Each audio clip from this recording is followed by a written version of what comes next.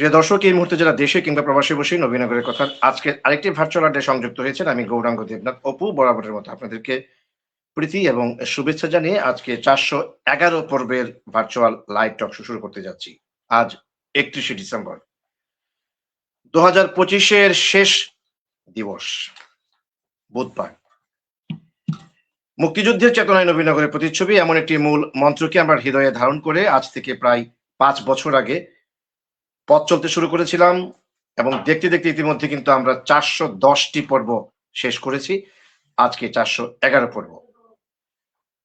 যদিও আজকে অন্য একটি বিষয়ের উপর আলোচনা করবার কথা ছিল এবং সেটি অঙ্কুর স্টুডিওতে আমার থাকবারও কথা ছিল, কিন্তু বাংলাদেশের ইতিহাসে একটি বিয়োগান্তক ঘটনা গতকাল ঘটে গেছে, যে কারণে আজকে রাষ্ট্রীয় শোক পালিত হয়েছে। এবং আপনারা জানেন যে বাংলাদেশের 3 বারের প্রধানমন্ত্রী, বাংলাদেশের অন্যতম রাজনৈতিক যে বৃহত্তম দলটি রয়েছে বাংলাদেশ জাতীয়তাবাদী দল, সংক্ষেপে যেটিকে বিএনপি হিসাবে আমরা চিহ্নিত করে থাকি, সেই বিএনপির চেয়ারপারসন, সাবেক 3 বারের প্রধানমন্ত্রী বেগম খালেদা জিয়া 30 ডিসেম্বর মারা গেছেন এবং তার মৃত্যুকে কেন্দ্র করে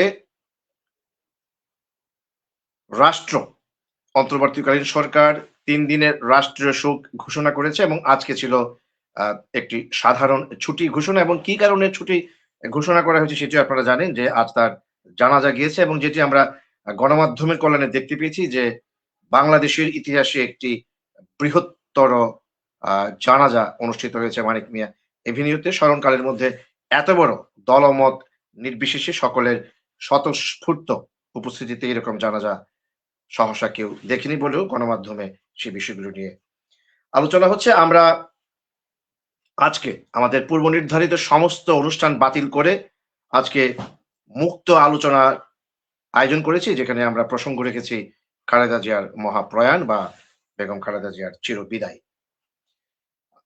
আমাদের সঙ্গে আরো একজন যুক্ত হওয়ার চেষ্টা করছেন, তিনি অ্যাডভোকেট জাকারিয়া সরকার তসলিম, বাংলাদেশ সুপ্রিম কোর্টের সিনিয়র আইনজীবী এবং সাবেক সহকারী অ্যাটর্নি জেনারেল, কিন্তু তিনি নেটওয়ার্কের সমস্যার কারণে যুক্ত হতে পারছেন না। তিনি যুক্ত হলে আমরা তাকে নিয়ে নেব। প্রিয় দর্শক, আবারও ফিরে আসি আমাদের মূল আলোচনায়। আজকের বিষয়বস্তু খালেদা জিয়ার চিরবিদায়। পরিচয় করে দিচ্ছি, ইতিমধ্যে আমাদের সঙ্গে দুজন যুক্ত হয়েছেন। আমার ঠিক ডান পাশে রয়েছেন এই প্রথমবারের মতো 411টি পর্বের 11তম পর্বে, অর্থাৎ 410টি পর্বের কখনো তাকে আমরা পাইনি, যদিও আমি কয়েকবার তাকে আমন্ত্রণ জানিয়েছিলাম, কিন্তু তিনি নানান কাজে ব্যস্ত থাকার জন্য আসতে পারেননি। তিনি হচ্ছেন কাজী ওয়াজেদুল্লাহ মোহাম্মদ জসিম।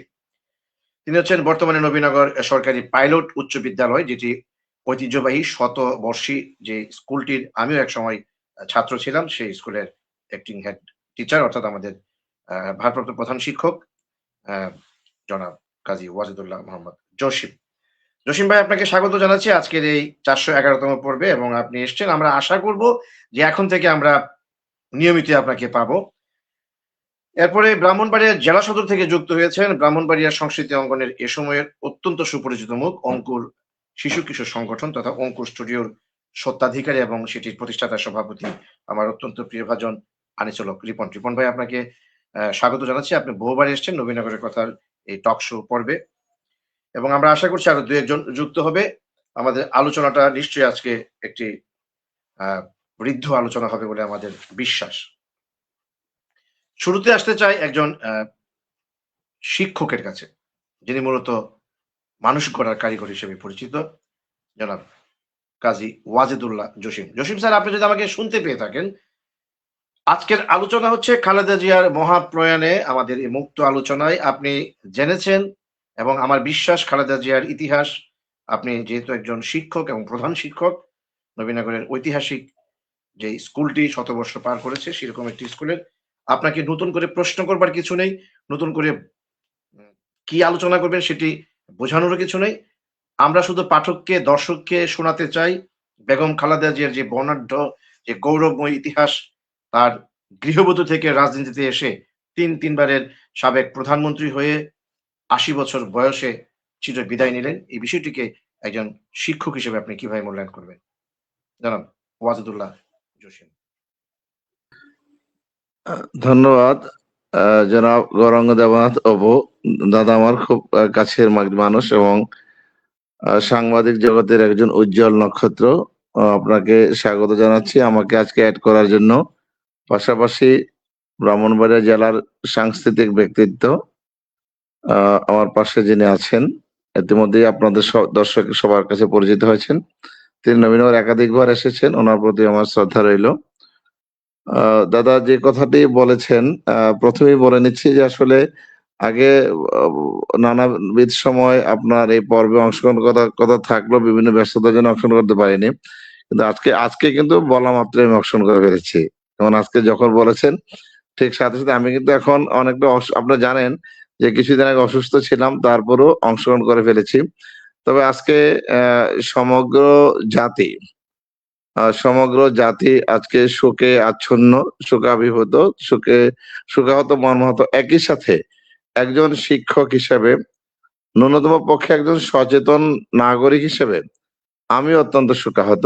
কারণ আমি বিশ্বাস করি বিভিন্ন সময়ে, বিভিন্ন কালে, বিভিন্ন যুগে যারা গণতন্ত্রের জন্য, মানুষের অধিকার আদায়ের জন্য সংগ্রাম করে থাকেন, আমি বরাবরই তাদেরকে স্বাগত এবং স্যালুট জানাই। সেই একই কারণে বাংলাদেশের 3 বারের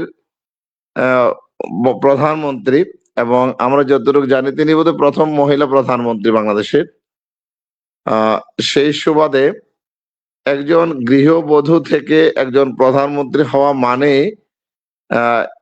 ইট ইন্ডিকেটস হার এক্সট্রা অর্ডিনারি কোয়ালিটি। তো আমি বলবো তিনি যেভাবে যেহেতু জনগণের জন্য বিভিন্ন সময় আন্দোলন করেছেন, জনগণের অধিকার আদায়ের জন্য আন্দোলন করেছেন, এবং জনগণের ভোটে নির্বাচিত হয়ে সংসদে গিয়ে তিনি প্রধানমন্ত্রী হয়েছেন। সেই জন্য আমি আমার অন্তঃস্থল থেকে আমি একজন প্রধানমন্ত্রী হিসাবে ওনাকে অবশ্যই অভিনন্দন জানাই, এবং বিশেষ করে ইতিমধ্যে অন্তর্বর্তীকালীন সরকারের পক্ষ থেকে ওনাকে অতি গুরুত্বপূর্ণ ব্যক্তির পদমর্যাদায় ভূষিত করা হয়েছে। সেই জন্য আমি বলবো যে বেগম খালেদা জিয়া, যিনি বাংলাদেশের একজন মহামান্য রাষ্ট্রপতি, যিনি একজন মুক্তিযোদ্ধা, এটা আমি লিখেছিলাম। আসলে ওনাকে আরো শ্রদ্ধা জানানোর কারণ হলো উনি একজন মুক্তিযোদ্ধার সন্তান, মুক্তিযোদ্ধার স্ত্রী, আমি দুঃখিত, মুক্তিযোদ্ধার সহধর্মিনী। শুধু মুক্তিযোদ্ধা নয়, তিনি একজন বীর উত্তম ছিলেন।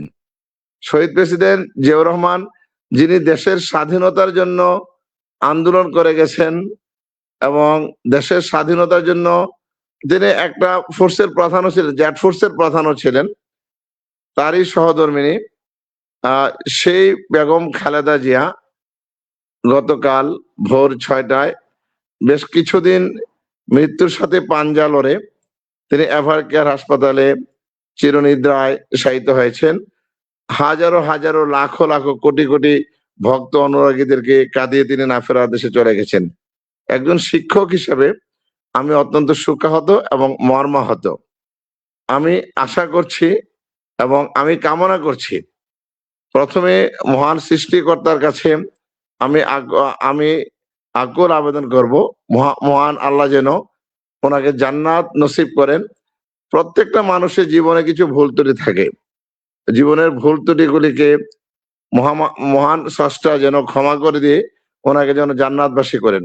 আজকে যে জানাজা আমরা দেখতে পেলাম, এটা বলার অবকাশ রাখে না যে এত বড় জনসমাগম জানাজাতে এটা বিরল, আমার দেখার মতো বিরল। অর্থাৎ মানুষ ভালোবাসে, মানুষ পছন্দ করে, এটার একটা নিদর্শনও দেখা গেছে বটে। আর আরেকটা জিনিস যেটা লক্ষ্য করলাম যে ওনার সুযোগ্য সন্তান তারেক রহমান, উনি কিন্তু মাকে কবরে শায়িত করার সময় মাটিতে ছিলেন, নামিয়েছেন, এবং ওনার সংক্ষিপ্ত বক্তব্যটুকু ছিল বেশ আবেগপ্রবণ। এবং যে দিকটাকে আমি দর্শক শ্রোতাদের কাছে একটু তুলে ধরতে চাইবো, সেটা হলো মহান স্বাধীনতা আন্দোলন থেকে শুরু করে, শুধু সেটা নয়, আমরা যদি 1905 সালের বঙ্গভঙ্গ, 1935 সালে ভারত শাসন আইন, 40-এর লাহোর প্রস্তাব, 52-র ভাষা 48 থেকে 52-র ভাষা আন্দোলন, 54-র যুক্ত ফ্রন্ট, আমরা ৬৬ দফা ৬৮ ৬২ শিক্ষা আন্দোলন, ৬৮ আগরতলা মামলা, ৭০ সাধারণ নির্বাচন থেকে শুরু করে এই পর্যন্ত ৯০ স্বৈরাচারী আন্দোলন থেকে শুরু করে এই পর্যন্ত বিভিন্ন সময়ে সময়ে জনগণের অধিকার আদায়ের জন্য এবং বৈষম্য মুক্ত সমাজ গঠনের জন্য যারা আন্দোলন করে গেছেন, যারা শহীদ হয়ে গেছেন, আমি সকল শহীদদের রুহের মাগফিরাত কামনা করছি। এবং একই সাথে গণতন্ত্র প্রতিষ্ঠার জন্য যারা আন্দোলন করে গেছেন বিভিন্ন সময়, আমি তাদের প্রতি আমার বিনম্র শ্রদ্ধা নিবেদন করছি। আমি আশা করব সদ্য প্রয়াত এবং যিনি আজ চিরবিদায় নিয়েছেন আমাদের কাছ থেকে, বেগম খালেদা জিয়া, উনি গণতন্ত্রের জন্য যে আদর্শটুকু আমাদের কাছে রেখে গেছেন, পরবর্তী প্রজন্মের যারা আসবে রাজনীতিতে তারা সেই আদর্শগুলো অনুসরণ করবে। অনুসরণ করলে নিঃসন্দেহে আমরা যে কোনো গণতন্ত্র রাজনীতিবিদের ভালো দিকগুলো যদি আমরা অনুসরণ করি, তাহলে জাতি একটা সুন্দর পথ দেখবে, একটা সুন্দর পথের দিশা পাবে বলে আমার বিশ্বাস। এবং আমি নবীনগর সরকারি পাইলট উচ্চ বিদ্যালয়ের প্রধান শিক্ষক হিসেবে নবীনগর সরকারি পাইলট উচ্চ বিদ্যালয়ের পক্ষ থেকে অত্যন্ত সমবেদনা জ্ঞাপন করছি, এবং এটা আমরা আনুষ্ঠানিকভাবে জ্ঞাপন করছি। আমরা দোয়ার আয়োজন করেছি।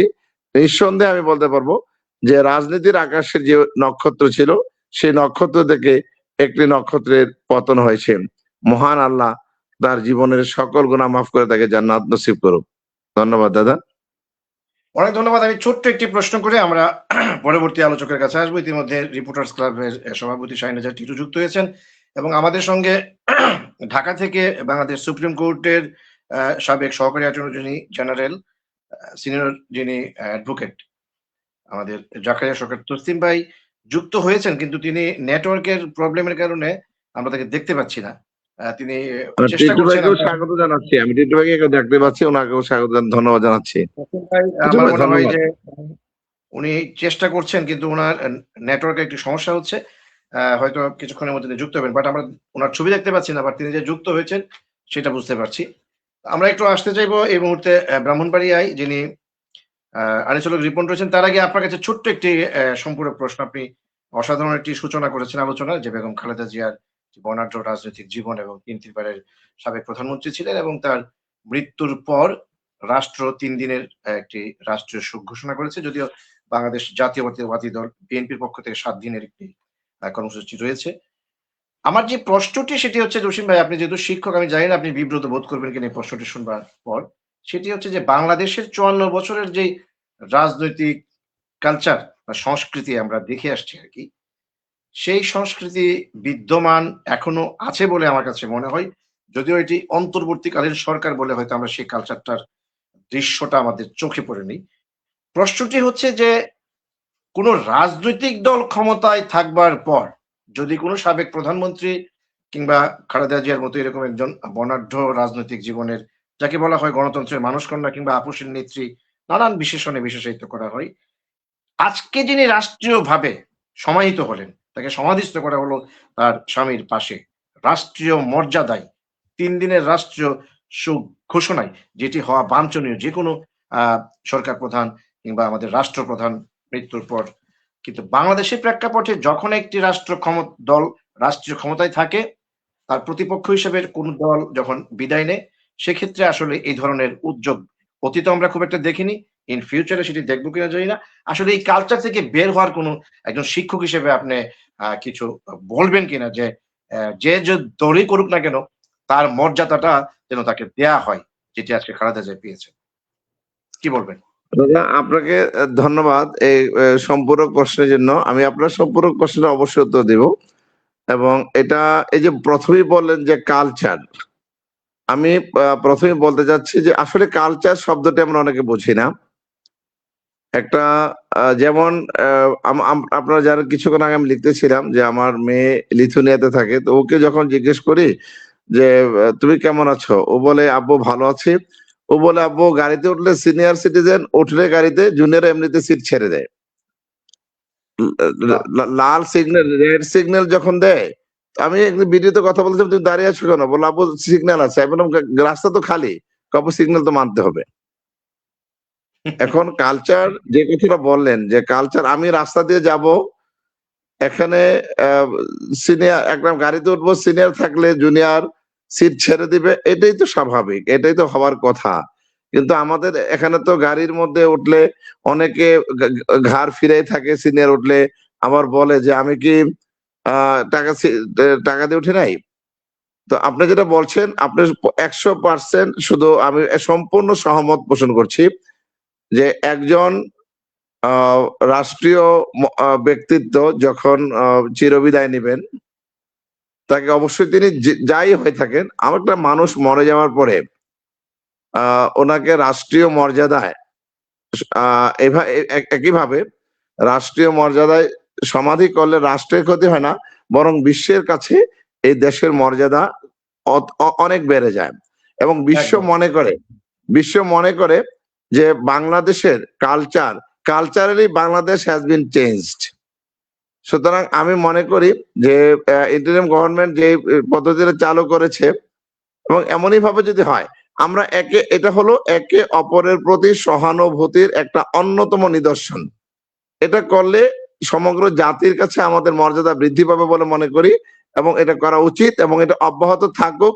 একজন শিক্ষক হিসেবে, মানুষ গড়ার কারিগর হিসেবে আমি অকপটে এটা বর্তমান সরকারের কাছেও, যদি আপনার এই আজকের এই অনুষ্ঠানের মাধ্যমে কোনো না কোনো ভাবে আমি ক্ষুদ্র একটা মানুষের কথাটুকু যদি যায়, আমি এই কথাটুকুই বলবো যে আজকে যে দৃষ্টান্ত হয়েছে, এই দৃষ্টান্ত অব্যাহত থাকুক, প্রজন্মের পর প্রজন্ম, যুগ থেকে যুগান্তর পর্যন্ত, যতদিন বাংলাদেশের মাটির অস্তিত্ব টিকে থাকবে, ততদিন যেন আজকের এই দৃষ্টান্ত অনুসরণীয়, অনুকরণীয়, এবং সেটা যেন ইমপ্লিমেন্টেশন হয়, সেটা যেন বাস্তবায়ন হয়, এই ধারা যেন অক্ষুণ্ণ থাকে। অনেক ধন্যবাদ। 10 সেকেন্ডে ইয়েস অর নট বলবেন। লাস্ট কোশ্চেন আপনার কাছে, যেহেতু অনেকদিন পরই প্রথমবার আপনাকে পেয়েছি। একজন শিক্ষকই নন, আপনি আমার অত্যন্ত কাছের নবীনগরের ঐতিহ্যবাহী শতবর্ষের যেই সরকারি পাইলট উচ্চ বিদ্যালয়, তার প্রধান শিক্ষক হিসেবে আপনি এখন আছেন। যেটি বলেন যে এটি যেন অব্যাহত থাকে। আজকে যে যথাযোগ্য মর্যাদা, রাষ্ট্রীয় মর্যাদা, 3 দিনের রাষ্ট্রীয় শোক, এটি কি কোন political government A, B, C, D যে কোনো গভর্নমেন্ট যদি আজকে ক্ষমতায় থাকতো, খালেদা জিয়া কি এই ধরনের যথাযথ সম্মান সারা পৃথিবী যেখানে আজকে দেখছে যে বাংলাদেশের রাষ্ট্র কিভাবে একজন সাবেক প্রধানমন্ত্রীকে সম্মানিত করছে, সেটি কি আদৌ দেখতে পেত? অবশ্যই না। অনেক ধন্যবাদ। আমরা এবার ফিরবো ব্রাহ্মণবাড়িয়াতে। ব্রাহ্মণবাড়িয়া থেকে যুক্ত হয়েছেন আনিসুল হক রিপন। তিনি অঙ্কুর শিশু কিশোর সংগঠনের প্রতিষ্ঠাতা এবং সেটির একজন প্রতিষ্ঠাতার সভাপতি। এ সময়ে সংস্কৃতি অঙ্গনে তিনি খুবই আলোচিত, এবং তার প্রতি সপ্তাহে 2টো লাইভ নিয়েও আমরা নানা সময় কথা বলি। আনিসুল হক রিপন, আপনি সংস্কৃতি কর্মীদের প্রতিনিধি হিসেবে আজকে খালেদা জিয়ার এই মুক্ত আলোচনায় অংশ নিয়েছেন। একজন সংস্কৃতি কর্মী হিসেবে যে কথাগুলো আমাদের প্রধান শিক্ষক স্যার বলেছেন, এই বিষয়গুলোকে আপনি কিভাবে মূল্যায়ন করবেন, এবং আজকের এই মুক্ত আলোচনায় খালেদা জিয়ার প্রতি শ্রদ্ধা জানিয়ে আপনার কিছু বলবার আছে কিনা, জনাব আনিসুল হক রিপন?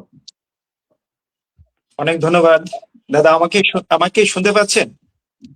হ্যাঁ, একদম পরিষ্কার। প্রথমেই ধন্যবাদ জানাই নবীনগরের কথার লাইভ টক শো পর্ব 411 যিনি পরিচালনা করছেন, প্রিয় ভাজন গৌরাঙ্গ দেবনাথ অপু দাদা,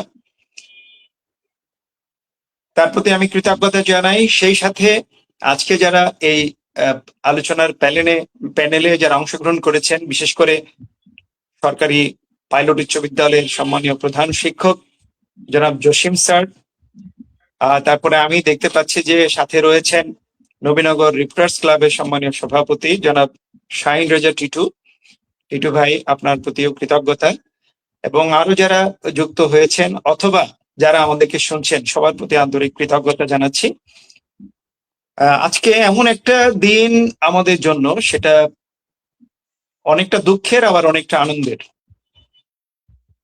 আমি এই জন্য প্রথমেই শ্রদ্ধা জানাচ্ছি 3 বারের জনপ্রিয় প্রধানমন্ত্রী, 2 বারের বিরোধী দলীয় নেত্রী, বাংলাদেশের প্রথম নারী প্রধানমন্ত্রী, যিনি বিশ্বে এক আলোচিত মহিমান্বিত ব্যক্তিত্ব, শহীদ প্রেসিডেন্ট রাষ্ট্রপতি জিয়াউর রহমানের সহধর্মিণী বেগম খালেদা জিয়ার এই মৃত্যুতে তার বিদেহী আত্মার প্রতি শ্রদ্ধা নিবেদন করছি।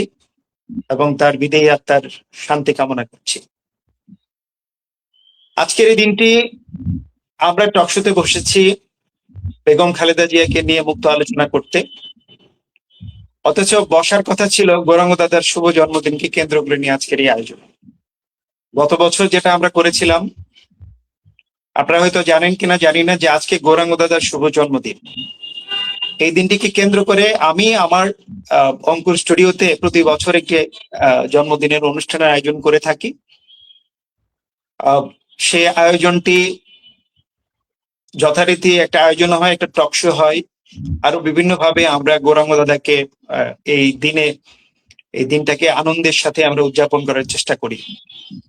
কিন্তু অত্যন্ত পরিতাপের বিষয়, অত্যন্ত বেদনা বিধুর কণ্ঠে আমাকে বলতে হচ্ছে যে আমাদের বাংলাদেশের গণতন্ত্রের আপসহীন নেত্রী, যাকে আমরা গণতন্ত্রের মা বলে জানি, যাকে মানুষ একজন অত্যন্ত সাবলীল বক্তা হিসাবে যাকে আমরা মনে করি, সারা বাংলাদেশের মানুষ যাকে শ্রদ্ধা করে, সম্মান করে, সাবেক প্রধানমন্ত্রী বেগম খালেদা জিয়ার মৃত্যুতে আমি সহ এই দেশের আপামর মানুষের হৃদয়ে শোকের ছায়া নেমে এসেছে। শুধুমাত্র এই দেশের মানুষের মধ্যেই না, বহির্বিশ্বের বাংলা ভাষাভাষী মানুষ সহ যারা রাষ্ট্রপ্রধানরা আছেন, সবাই ওনার মৃত্যুতে গভীর শোক প্রকাশ করেছেন। এমন একজন মহান ব্যক্তিত্ব আজকে আমরা হারিয়েছি, যিনি গণতন্ত্রের জন্য লড়াই করেছেন, যিনি কখনোই কারোর সাথে কোনো ধরনের অন্যায়ের আপোষ তিনি করেননি। আপোষহীন নেত্রী, সকলের অত্যন্ত জননন্দিত নেত্রী বেগম খালেদা জিয়া আজকে চলে যাবে, এটা আমরা আসলে কেউ কল্পনাও করতে পারিনি। এটা আমাদের জন্য অত্যন্ত দুঃখের, অত্যন্ত কষ্টের এবং অত্যন্ত বেদনা বিধুর। কিন্তু আবার আনন্দ পাচ্ছি একটা কথা ভেবে, সেটা হচ্ছে যে মানুষটা একটা সময় তার চিকিৎসার জন্য নিগৃহীত হয়েছে, বারবার নিগৃহীত হয়েছে, তার চিকিৎসাকে নিয়ে মজা করা হয়েছে, তার চিকিৎসা নিয়ে বিভিন্ন ধরনের কটূক্তি করা হয়েছে। এরকম একটি পরিস্থিতি থেকে মহান রাব্বুল আলামিনের অসীম কৃপায় আজকে সেই নিগৃহীত মানুষটি বিশ্বের দরবারে তিনি সমাদৃত হয়েছেন। তিনি শ্রদ্ধার সাগরে ভেসে বেরিয়েছেন এবং শ্রদ্ধার সাথে তিনি পরলোক গমন করেছেন। গণপ্রজাতন্ত্রী এই বাংলাদেশ অন্তর্বর্তীকালীন সরকার যে গুরুত্বটা দেখিয়েছেন, একজন অতি গুরুত্বপূর্ণ ব্যক্তি হিসেবে ওনাকে বিবেচনায় এনে যে রাষ্ট্রীয় মর্যাদা তাকে দেওয়া হয়েছে, সেটা সত্যি আমাদের কাছে অত্যন্ত আনন্দের এবং আনন্দ চিত্তে আমরা সেটাকে গ্রহণ করেছি।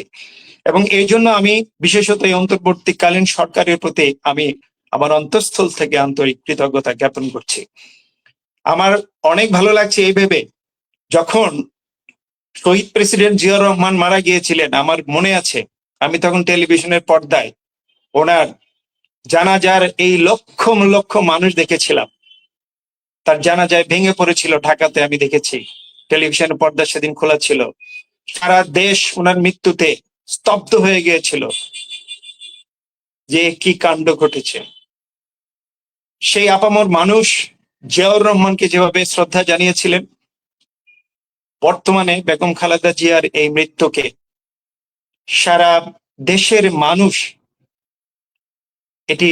এর জন্য সবাই অত্যন্ত শোকাভিভূত হয়ে পড়েছেন এবং তাকে শ্রদ্ধা জানাতে সেই ঢাকার শেরে বাংলা নগরে মানুষের ঢল পড়েছে। আমরা সবাই টেলিভিশনের পর্দায় দেখেছি। আমার যাওয়ার ইচ্ছা থাকলেও আমি বিভিন্ন কারণে যেতে পারিনি, কিন্তু টেলিভিশনের পর্দা থেকে আমার চোখ কখনো নামেনি।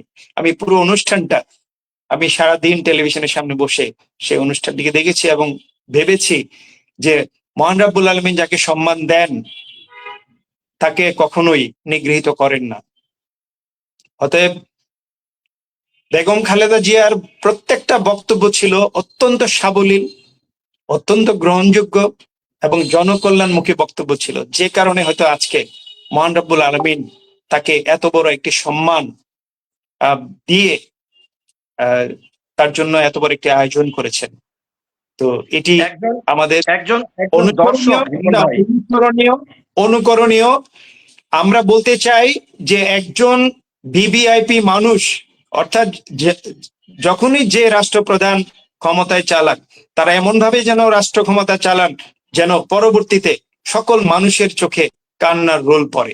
দাদা, একজন দর্শক আপনার কাছে একটি প্রশ্ন ছুড়ে দিয়েছেন এবং কিছুক্ষণ আগে আমি এই প্রশ্নটি করেছিলাম ওয়াজিদুল্লাহ জসিম স্যারকে, যে আমাদের যে রাজনৈতিক সংস্কৃতি আমরা গত ৫৪ বছরে দেখে আসছি, সেখান থেকে যখনই যে দলটি রাষ্ট্র ক্ষমতায় থাকে সেই দলের আগে যিনারা যত বড় পদমর্যাদায় থাকুক না কেন, আজকে অন্তর্বর্তীকালীন সরকার যে একটি অনুকরণীয় দৃষ্টান্ত স্থাপন করেছে, সাবেক একজন প্রধানমন্ত্রীর প্রয়াণের যে জানাজা সহ রাষ্ট্রীয় শোক ঘোষণা করে, এমনকি জানাজায় দলমত নির্বিশেষে সকলের অংশগ্রহণের সুবিধার্থে রাষ্ট্র আজকে সরকারি ছুটি পর্যন্ত ঘোষণা করেছিল। এই যে নতুন একটি কালচার আমরা দেখলাম, সেই প্রশ্নটি মোহাম্মদ আলাউদ্দিন নামের একজন দর্শক করেছেন এভাবে: এই মুহূর্তে যদি আওয়ামী লীগ সরকার ক্ষমতায় থাকিত, তাহা হইলে দেশনেত্রী খালেদা জিয়ার মৃত্যুর পর কি করিত? কি বলবেন?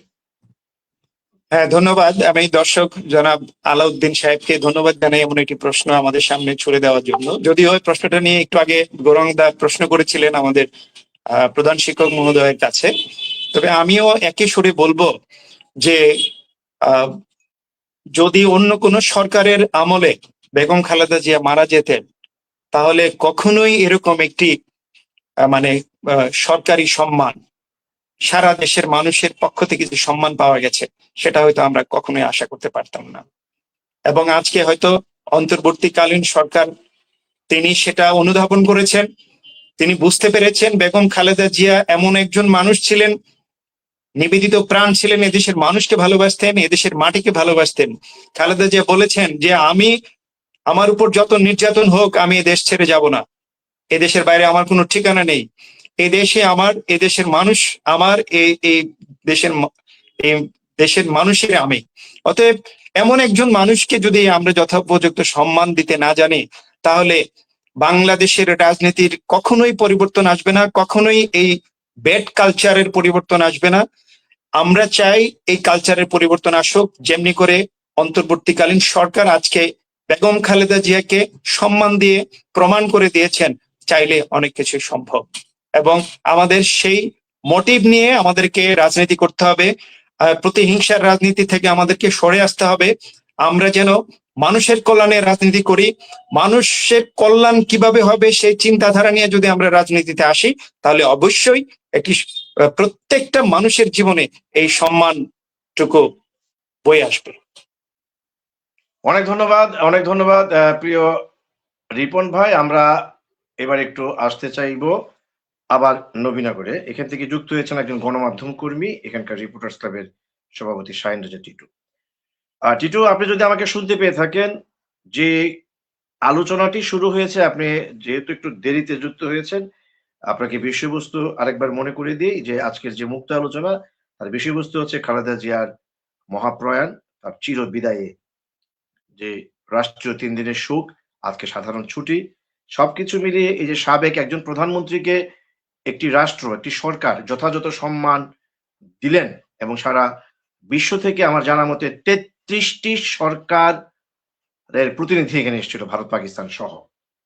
এবং এটি কিন্তু আমরা বিগত দিনেও কোনো দেশের বাইরের কোনো সরকার প্রধান, সাবেক কিংবা চলমান সরকারের কেউ মৃত্যুবরণ করলে বিভিন্ন দেশ থেকে কিন্তু এই ধরনের সরকার প্রধান কিংবা তার পক্ষে তার প্রতিনিধিরা কিন্তু সেখানে উপস্থিত হয়ে ওই দেশের পক্ষে সম্মানটুকু তারা এখানে দেখাতে আসেন কিংবা শ্রদ্ধা জানাতে আসেন।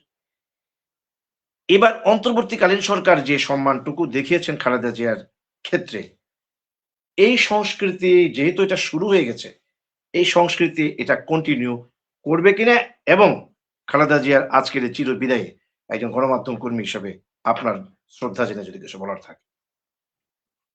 ধন্যবাদ নবীনগরের কথার আজকের এই আয়োজনে দর্শক শ্রোতা, উপস্থিত আলোচক বৃন্দ এবং পরবর্তীতে যারা যারা দেখবেন তাদের সকলকে নবীনগর রিপোর্টার্স ক্লাবের পক্ষ থেকে মহান বিজয় মাসের শেষ বিজয় শুভেচ্ছা ও অগ্রিম নববর্ষের শুভেচ্ছা জানিয়ে যে বিষয় নিয়ে আজকে কথা বলতে হচ্ছে, আসলে দাদা বাংলাদেশের রাজনীতিতে আজ শূন্যতার কথা বলতে হচ্ছে।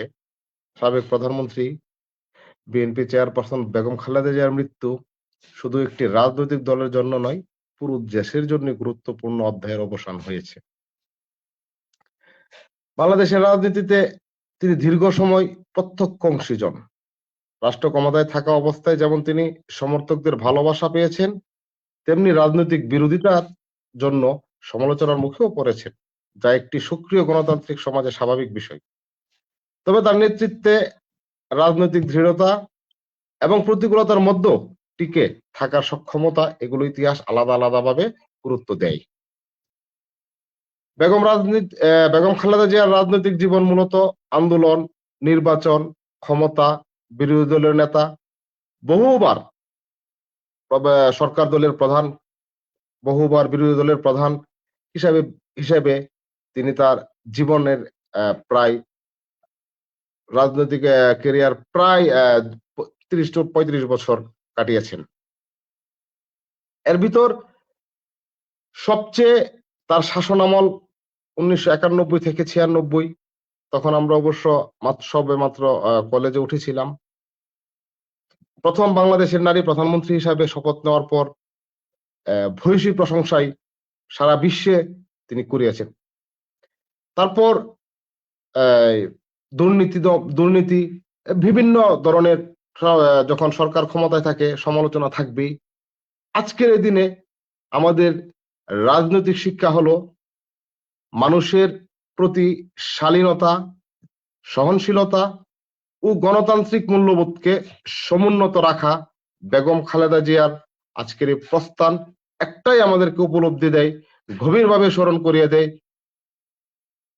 একটি রাজনৈতিক অধ্যায়ের অবসান নয়, এটি একটি আমাদের পরবর্তী প্রজন্মের জন্য রাজনৈতিক সূচনার সময়।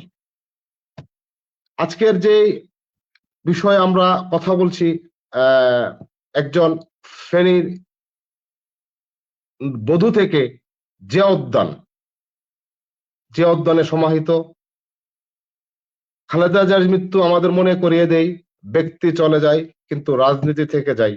প্রশ্ন হলো আমরা সেই রাজনীতিকে কতটা গণতান্ত্রিক ও মানবিকতা করতে পেরেছি, কিংবা ভবিষ্যতে পারবো কি।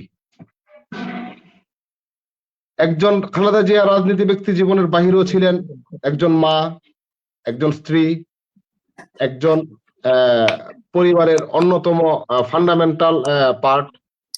তারপর খালেদা জিয়ার অনুপস্থিতিতে আমার আজকের যে বিষয়গুলো আসছে, আমরা যে জসিম ভাই যে কথাটা বলছে, মানুষ জীবন চলার পথে ভুল ত্রুটি থাকতেই পারে।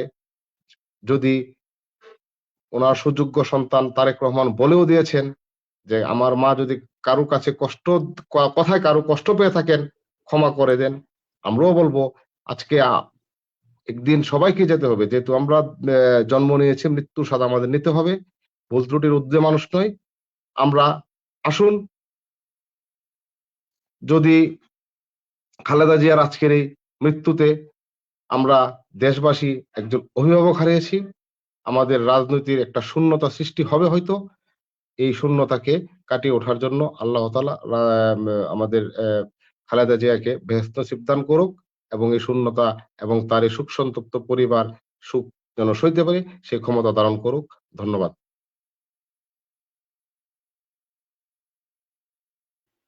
অনেক ধন্যবাদ শাহিন রাজা টিটু, সভাপতি নবীনগর রিপোর্টার্স ক্লাব।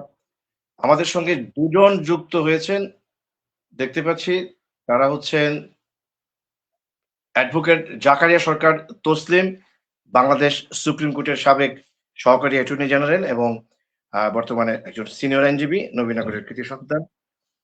এবং যুক্ত হয়েছেন আমাদের নবীনগর থেকে একজন সদ্য বিদায়ী ইউপি চেয়ারম্যান, কৃষ্ণনগর ইউনিয়নের দায়িত্বে যিনি ছিলেন, আসন্ন জাতীয় সংসদ নির্বাচনে যিনি এমপি প্রার্থী হয়েছেন সেই আমজাদ হোসেন আশরাফি ভাই। দুজনকেই স্বাগত জানাচ্ছি। আশরাফি ভাই নিশ্চয়ই খুব ব্যস্ততার মধ্যে তার সময় কাটে। তিনি সম্ভবত অন দা ওয়ে আছেন। আশরাফি ভাই, আপনি যদি আমাকে শুনতে পেয়ে থাকেন, আজকের এই 411 পর্বে নবীনগরের কথা টক শোর বিষয়বস্তু হচ্ছে খালেদা জিয়ার মহাপ্রয়াণ। ইতিমধ্যে 3 জন আলোচক আলোচনা করেছেন, আপনি শোনেননি। আমি তাদের আলোচনার বিষয়বস্তুর আলোকে দেয়া সংক্ষিপ্ত যে সারমর্ম সেটি হচ্ছে যে বাংলাদেশের সাবেক 3 বারের প্রধানমন্ত্রীর মৃত্যুর পর একটি সরকার, একটি রাষ্ট্র যেভাবে তাকে রাষ্ট্রীয় মর্যাদায় সমাহিত করে 3 দিনের রাষ্ট্রীয় শোক ঘোষণা করে, আজকে সাধারণ ছুটি ঘোষণা করে যে সম্মানটুকু দিয়েছেন, এবং পৃথিবীর বিভিন্ন রাষ্ট্র থেকে 33 জন সরকারের প্রতিনিধি আজকের এই ঐতিহাসিক সর্ববৃহৎ জানাজায় অংশ নিয়ে তার স্মৃতির প্রতি যে গভীর শ্রদ্ধা জানিয়েছেন, এই যে রাজনৈতিক একটি নতুন সংস্কৃতি আমাদের দেশে 54 বছরের ইতিহাসে আমরা দেখলাম। যে প্রশ্নটি আলোচকদের কাছে করেছেন অনেক দর্শক, আমারও প্রশ্ন ছিল এরকম একটি কালচার ইন ফিউচারে কন্টিনিউ করবে কিনা, অতীতে সেরকম কিছু দৃশ্য আমাদের চোখে পড়েছে কিনা। কারণ আমাদের রাজনৈতিক সংস্কৃতিতে আমরা শুধু প্রতিপক্ষের দোষগুলি তুলে ধরবার চেষ্টা করি, কিন্তু প্রতিপক্ষেরও যে কিছু গুণ থাকে সেই গুণগুলি ঘুণাক্ষরেও আমরা সেই কথাগুলো বলি না।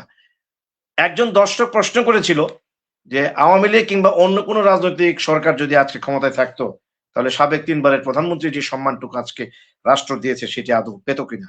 আলোচকরা এক কথাই বলেছেন যে না, এই সংস্কৃতি আমরা এখনো গড়ে তুলতে পারিনি, যেটি এই সরকার প্রথম আজকে সারা বিশ্ববাসীকে দেখিয়ে দিল। প্রশ্ন হচ্ছে সেটি কন্টিনিউ করবে তো, যে কোনো দলের কিংবা অতীতে যারা এখানে প্রধানমন্ত্রী ছিলেন। কি বলবেন? الله وبركاته قال سبحانه وتعالى كل نفس ذائقة الموت আল্লাহ তাআলা মহাগ্রন্থ আল কোরআনে বলেন প্রত্যেক প্রাণী মরণশীল। অনুবাদটা করি আমি। আজকে যারা অতিথি আছেন সবাইকে অভিনন্দন জানাচ্ছি, ধন্যবাদ জানাচ্ছি। এবং একটি যেহেতু 3 বারের প্রধানমন্ত্রী, ওনার জীবন বৃত্তান্ত নিয়ে কিছু আলোচনা এবং ওনার আজকে সদ্য বিদায়, আজকে জানাজা হলো, জন্য আমি শুরুতেই বেগম খালেদা জিয়ার আত্মার মাগফিরাত কামনা করছি এবং ওনার পরিবারের সুখ যেন আল্লাহ তাআলা সুখকে শক্তিতে পরিণত করে দেন এবং এই সুখ যেন ধৈর্যের সাথে মোকাবেলা করতে পারেন। তার পরিবারের সকল সদস্যদের প্রতি এটুকু সমবেদনা জ্ঞাপন করছি। আসলে এই বাংলাদেশের রাজনীতিতে আমরা বিগত দিনে বা অতীত দিনে যেটা দেখেছি, যে এই জাতীয় প্রতিহিংসা রাজনীতি এটা আসলেই বন্ধ হওয়া দরকার এবং একেবারে নির্মূল হওয়া দরকার। আমি যেটা লালন করি যে প্রতিযোগিতাই হোক আমাদের নির্বাচনগুলো, এবং রাজনীতিতে আমাদের শুধুমাত্র সুন্দর একটা প্রতিযোগিতা থাকুক। এই প্রতিযোগিতার মঞ্চটাকে আমরা যেন প্রতিহিংসাই রূপদান না করি। এই ক্ষেত্রে বেগম খালেদা জিয়া দারুণভাবে তিনি সফল। আমি ওনার জীবনের যত বক্তব্য শুনেছি, আমি খুব বেশি একটা অন্য কাউকে, প্রতিপক্ষকে ঘায়েল করে বা প্রতিপক্ষকে খুব বেশি উলঙ্গপনা, বেহায়াপনায় কোনো বকাঝকা করে, কারো আত্মসম্মানে লাগে কাউকে ছোট করে, মানে অসম্মান করে, ইনসাল্ট করে কোনো বক্তব্য দিয়েছেন, খুব বেশি একটা পাওয়া যায় না। এবং ধর্মীয় বিভাজন নিয়েও ওনার দারুণ একটা সিস্টেম ছিল, উনি খুব দারুণভাবে মোকাবেলা করতেন। কোনো ধর্ম অবলম্বীকেও ধর্মীয় কারণে খুব বেশি ইনসাল্ট করে কথা বলতেন বা ধর্মীয় সংঘাতের দিকে কথা বলতেন, এ জাতীয় কোনো কথা আমরা পাইনি। বিগত দিনে ধর্ম বর্ণ নির্বিশেষে প্রত্যেকটা মানুষকে উনি খুব সম্মান দিয়ে কথা বলতেন। খুব এরকম সম্মান, এটি ওনার অ্যাটিটিউড এটা ছিল। আসলে এরকম একটা অ্যাটিটিউড যদি থাকে, তাহলেই এই নেতৃত্বে যারা নেতৃত্বে থাকেন তারা যখন বিনয়ী হন, যেটা রসুল হাদিসে বলছেন, মান তাওয়াযু আলিল্লাহ রাফাহুল্লাহু দারাজাত। একটা ঐশী গ্রন্থ মহানবী সাল্লাল্লাহু আলাইহি ওয়াসাল্লামের একটা বাণী আছে যে যত বেশি বিনয় হবে আল্লাহ তাকে তত বেশি বড় করে দেবেন। পৃথিবীতে প্রমাণিত, দাম্ভিকরা পরাস্ত হয়, দাম্ভিকদের পতন হয়, দাম্ভিকরা অহংকারীদের পতন হয়। তো আমি এই ক্ষেত্রে বলবো দেশনেত্রী বেগম খালেদা জিয়া, উনি ওনার বিনয়ের কারণে, ওনার নম্রতার কারণে, যে তিনি 3 বারের প্রধানমন্ত্রী হওয়ার পরেও ওনার মধ্যে সে দাম্ভিকতা পরিলক্ষিত হয়নি, আমরা সেটা দেখিনি। যার দরুন এদেশের ধর্ম বর্ণ নির্বিশেষে প্রত্যেকটা মানুষের হৃদয়ে ওনার একটা শ্রদ্ধার জায়গা আছে, সে জায়গাটা উনি করে নিয়েছেন। আমি এটাকে খুব বেশি ধারণ করি। আমি মাঝে মধ্যেই বলি আল্লাহ যেন আমাদের সবাইকেই এরকম গুণাবলী, এরকম সবর এবং বিনয় দান করেন, যে বিনয়ের কারণে আমরা মানুষের অন্তরে জায়গা করতে পারি, অন্তরে জায়গা নিতে পারি। আসলে ওনারাই মহামানব, ওনারাই মহামনীষী, যে লাখো কোটি মানুষের অন্তরে জায়গা করে নিয়েছেন। তো আগামী দিনে আশা করি এমন সুন্দর চর্চা থাকা উচিত, থাকবে কিনা জানি না। বিশেষ করে যেটা বলছেন যে আওয়ামী লীগ সরকার থাকলে এটা হতো কিনা, সবাই এক বাক্যে না করছে না, এরকম হতো না। আমি আশা করি আওয়ামী লীগ এমন একটা অবস্থানে চলে আসুক। আমরা আওয়ামী লীগকে বিগত 16 বছর যেমন দেখছি, আগামী বাংলাদেশে, আগামীর পৃথিবীতে আমরা আওয়ামী লীগকে পরিশুদ্ধ দেখতে চাই। আওয়ামী লীগের মধ্যে এরকম আর দেখতে চাই না যে আওয়ামী লীগ প্রতিহিংসা লালন করে, আওয়ামী লীগ মানুষের উপর জুলুম অত্যাচার করে, আওয়ামী লীগ সন্ত্রাসী করে। আমরা চাই সংস্কার হোক, পরিবর্তন হোক, তারা শুদ্ধ হোক, শুদ্ধ হয়ে মানুষের হৃদয়ে জায়গা করে নেক। আমি সত্যি কথা আজকে বারবার আমার মনে পড়েছে দেশনেত্রী বেগম খালেদা জিয়া যে জানাজাটা পেয়েছেন, মানুষের যে উষ্ণ ভালোবাসা পেয়েছেন। যদি এরকম ভালোবাসা সাবেক প্রধানমন্ত্রী শেখ হাসিনা অর্জন করতে পারতো, এটা আমার দেশের জন্যই মঙ্গল হতো, দেশের জন্যই কল্যাণের হতো। আমরা প্রাউড ফিল করতে পারতাম যে আমাদের দুইজন নেত্রী, দুইজনই প্রধানমন্ত্রী, দুইজনই সম্মানিত পৃথিবীতে, সমানভাবে বাংলাদেশের মানুষের কাছে সমানভাবে গ্রহণযোগ্যতা যদি অর্জন করতে পারতো। এরকম প্রধানমন্ত্রী শেখ হাসিনাও যদি মানুষের অন্তরে জায়গা করে নিতে পারতো, এটা আমাদের জন্য গর্বের ছিল, এটা আমাদের জন্য তাকাব্বুরের ছিল। তো আমরা চাই যে যারা রাজনীতিতে আসবেন আগামী দিনেও যারা এদেশ পরিচালনা করবেন, আল্লাহ যেন তাদেরকে এমন বিনয় দান করেন। দেশনেত্রী বেগম খালেদা জিয়া থেকে আমাদের অনেক শেখার আছে, আমরা যেন বিনয়টা অন্তত শিখতে পারি। যে যত বড় হবে সে তত বিনয় হওয়া দরকার। আর বিনয় মানুষকে আরো বড় করে দেয়, এতই বড় করে দেয় যে একেবারে সর্বোচ্চ লেভেলে নিয়ে নেন। যেমন আমাদের, আমি শেষ কথা বলি একটা, আমরা এটা জানি কিনা আপনারা শুনছেন, আমরা ইসলাম যারা লালন করি, ইসলাম ধর্ম যারা পালন করি, ধর্ম বর্ণ নির্বিশেষে সকল ধর্মের মনীষীরা এই কথা স্বীকার করেন মোহাম্মদ রসুল্লাহ সাল্লাল্লাহু আলাইহি ওয়াসাল্লাম, প্রফেট মোহাম্মদ একজন মহানবী, মহামনীষী।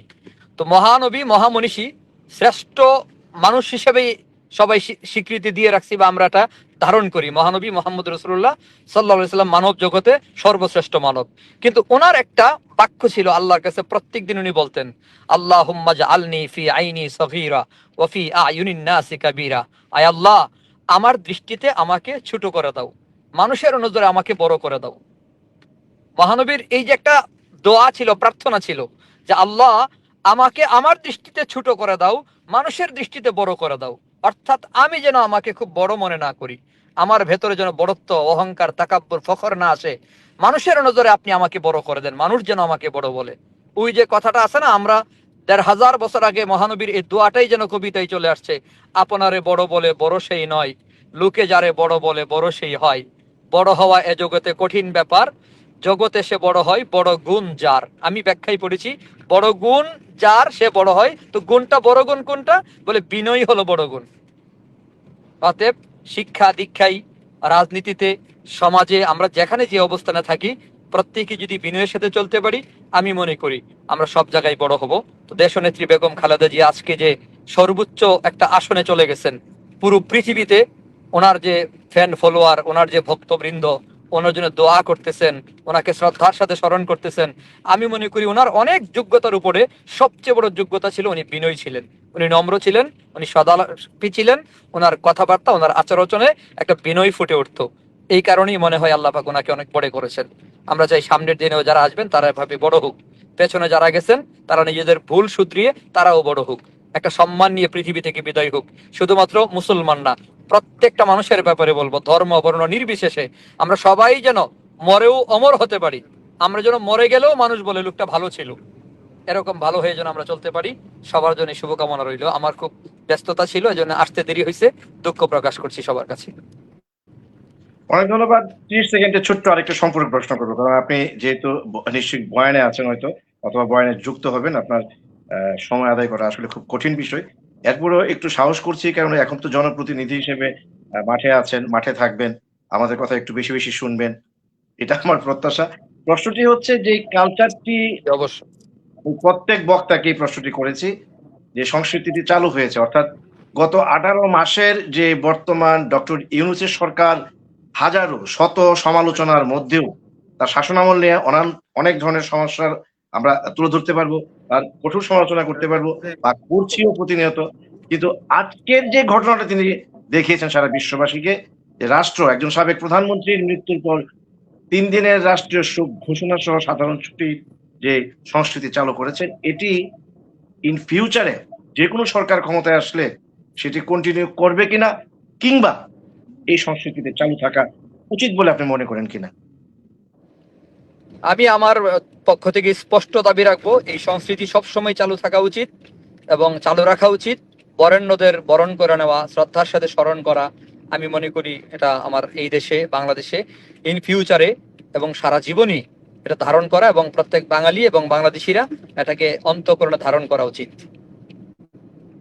অনেক ধন্যবাদ মুফতি আমজাদ হুসাইন আশরাফি ভাই, যিনি মাত্র গত পরশুদিন কৃষ্ণনগর ইউনিয়ন পরিষদের চেয়ারম্যান পদ থেকে পদত্যাগ করে তিনি আসন্ন ত্রয়োদশ জাতীয় সংসদ নির্বাচনে খেলাফত মজলিস রিকশা প্রতীক নিয়ে তিনি জনপ্রতিনিধি হওয়ার তার খায়েশ জন্মেছে এবং তিনি সেই হিসাবেই মনোনয়ন দাখিল করেছেন। দেখা যাক সামনের দিকে উনি কোথায় আমাদেরকে নিয়ে যান। আমরা একবার একটু আসতে চাই আবার ঢাকায়, যেখানে আছেন আমাদের অ্যাডভোকেট জাকারিয়া সরকার তসলিম, যিনি বাংলাদেশ সুপ্রিম কোর্টের সাবেক সহকারী অ্যাটর্নি জেনারেল এবং একজন সিনিয়র আইনজীবী। রবীন্দ্রনাথের কথাই বহুবার এসছেন তসলিম ভাই, যদিও আপনার ঢুকতে অনেকটাই সমস্যা হয়েছে। আমি বারবার দেখছিলাম যে আপনি চেষ্টা করছেন কিন্তু ঢুকতে পারছিলেন না, কিন্তু শেষ পর্যন্ত আপনি ঢুকেছেন।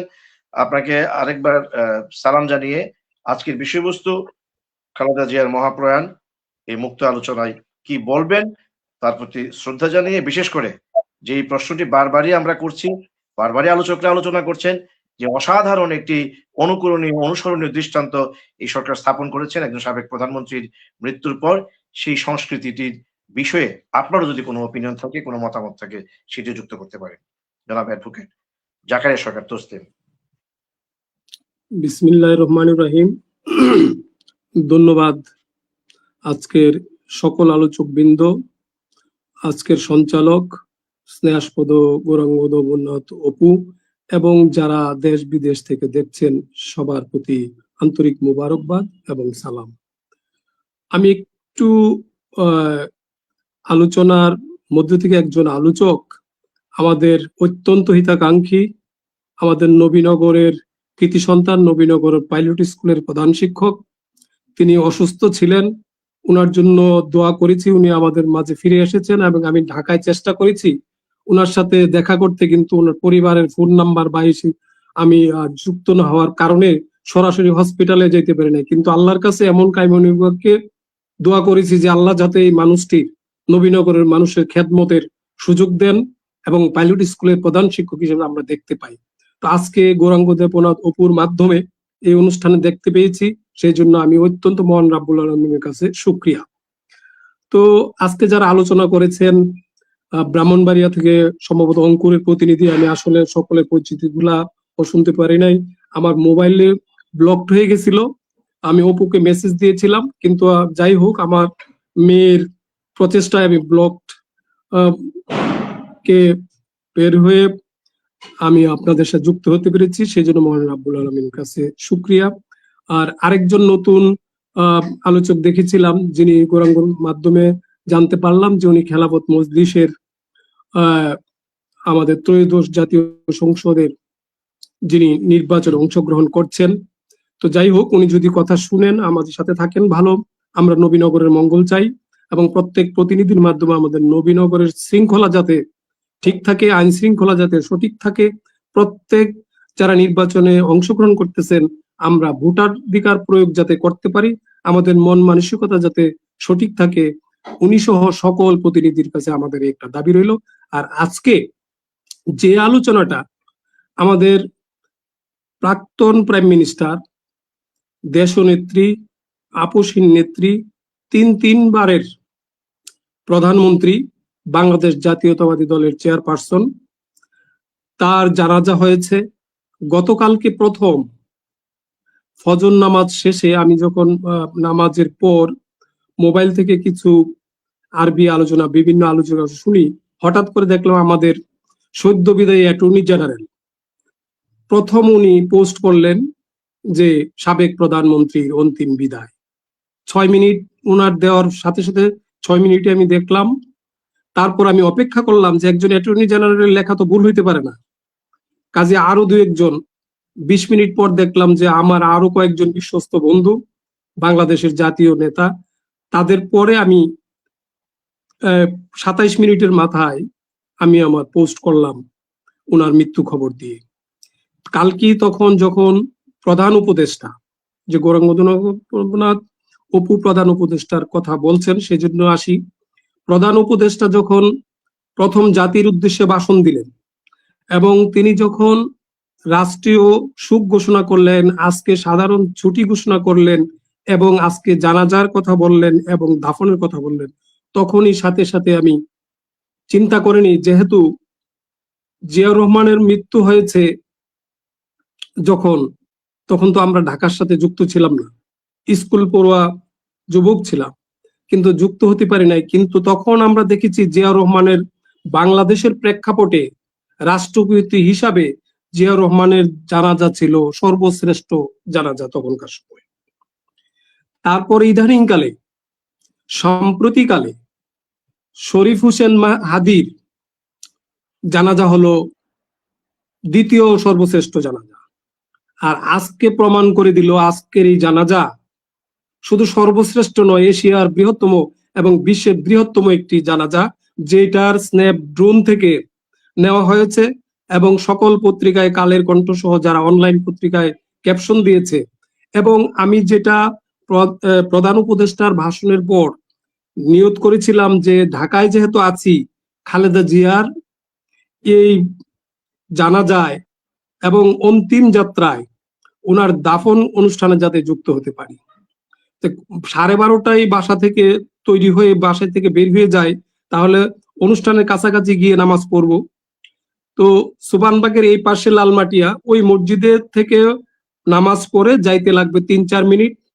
ওই মসজিদে 1:15 জামাত শেষ করে শুধুমাত্র লালমাটিয়ার রোডের মাথা, আর ওই পাশে হলো ধানমন্ডি বয়েজ স্কুল, আর এর মোড়টার পরেই মানিক মিয়া এভিনিউ, এই পার আর ওই পার।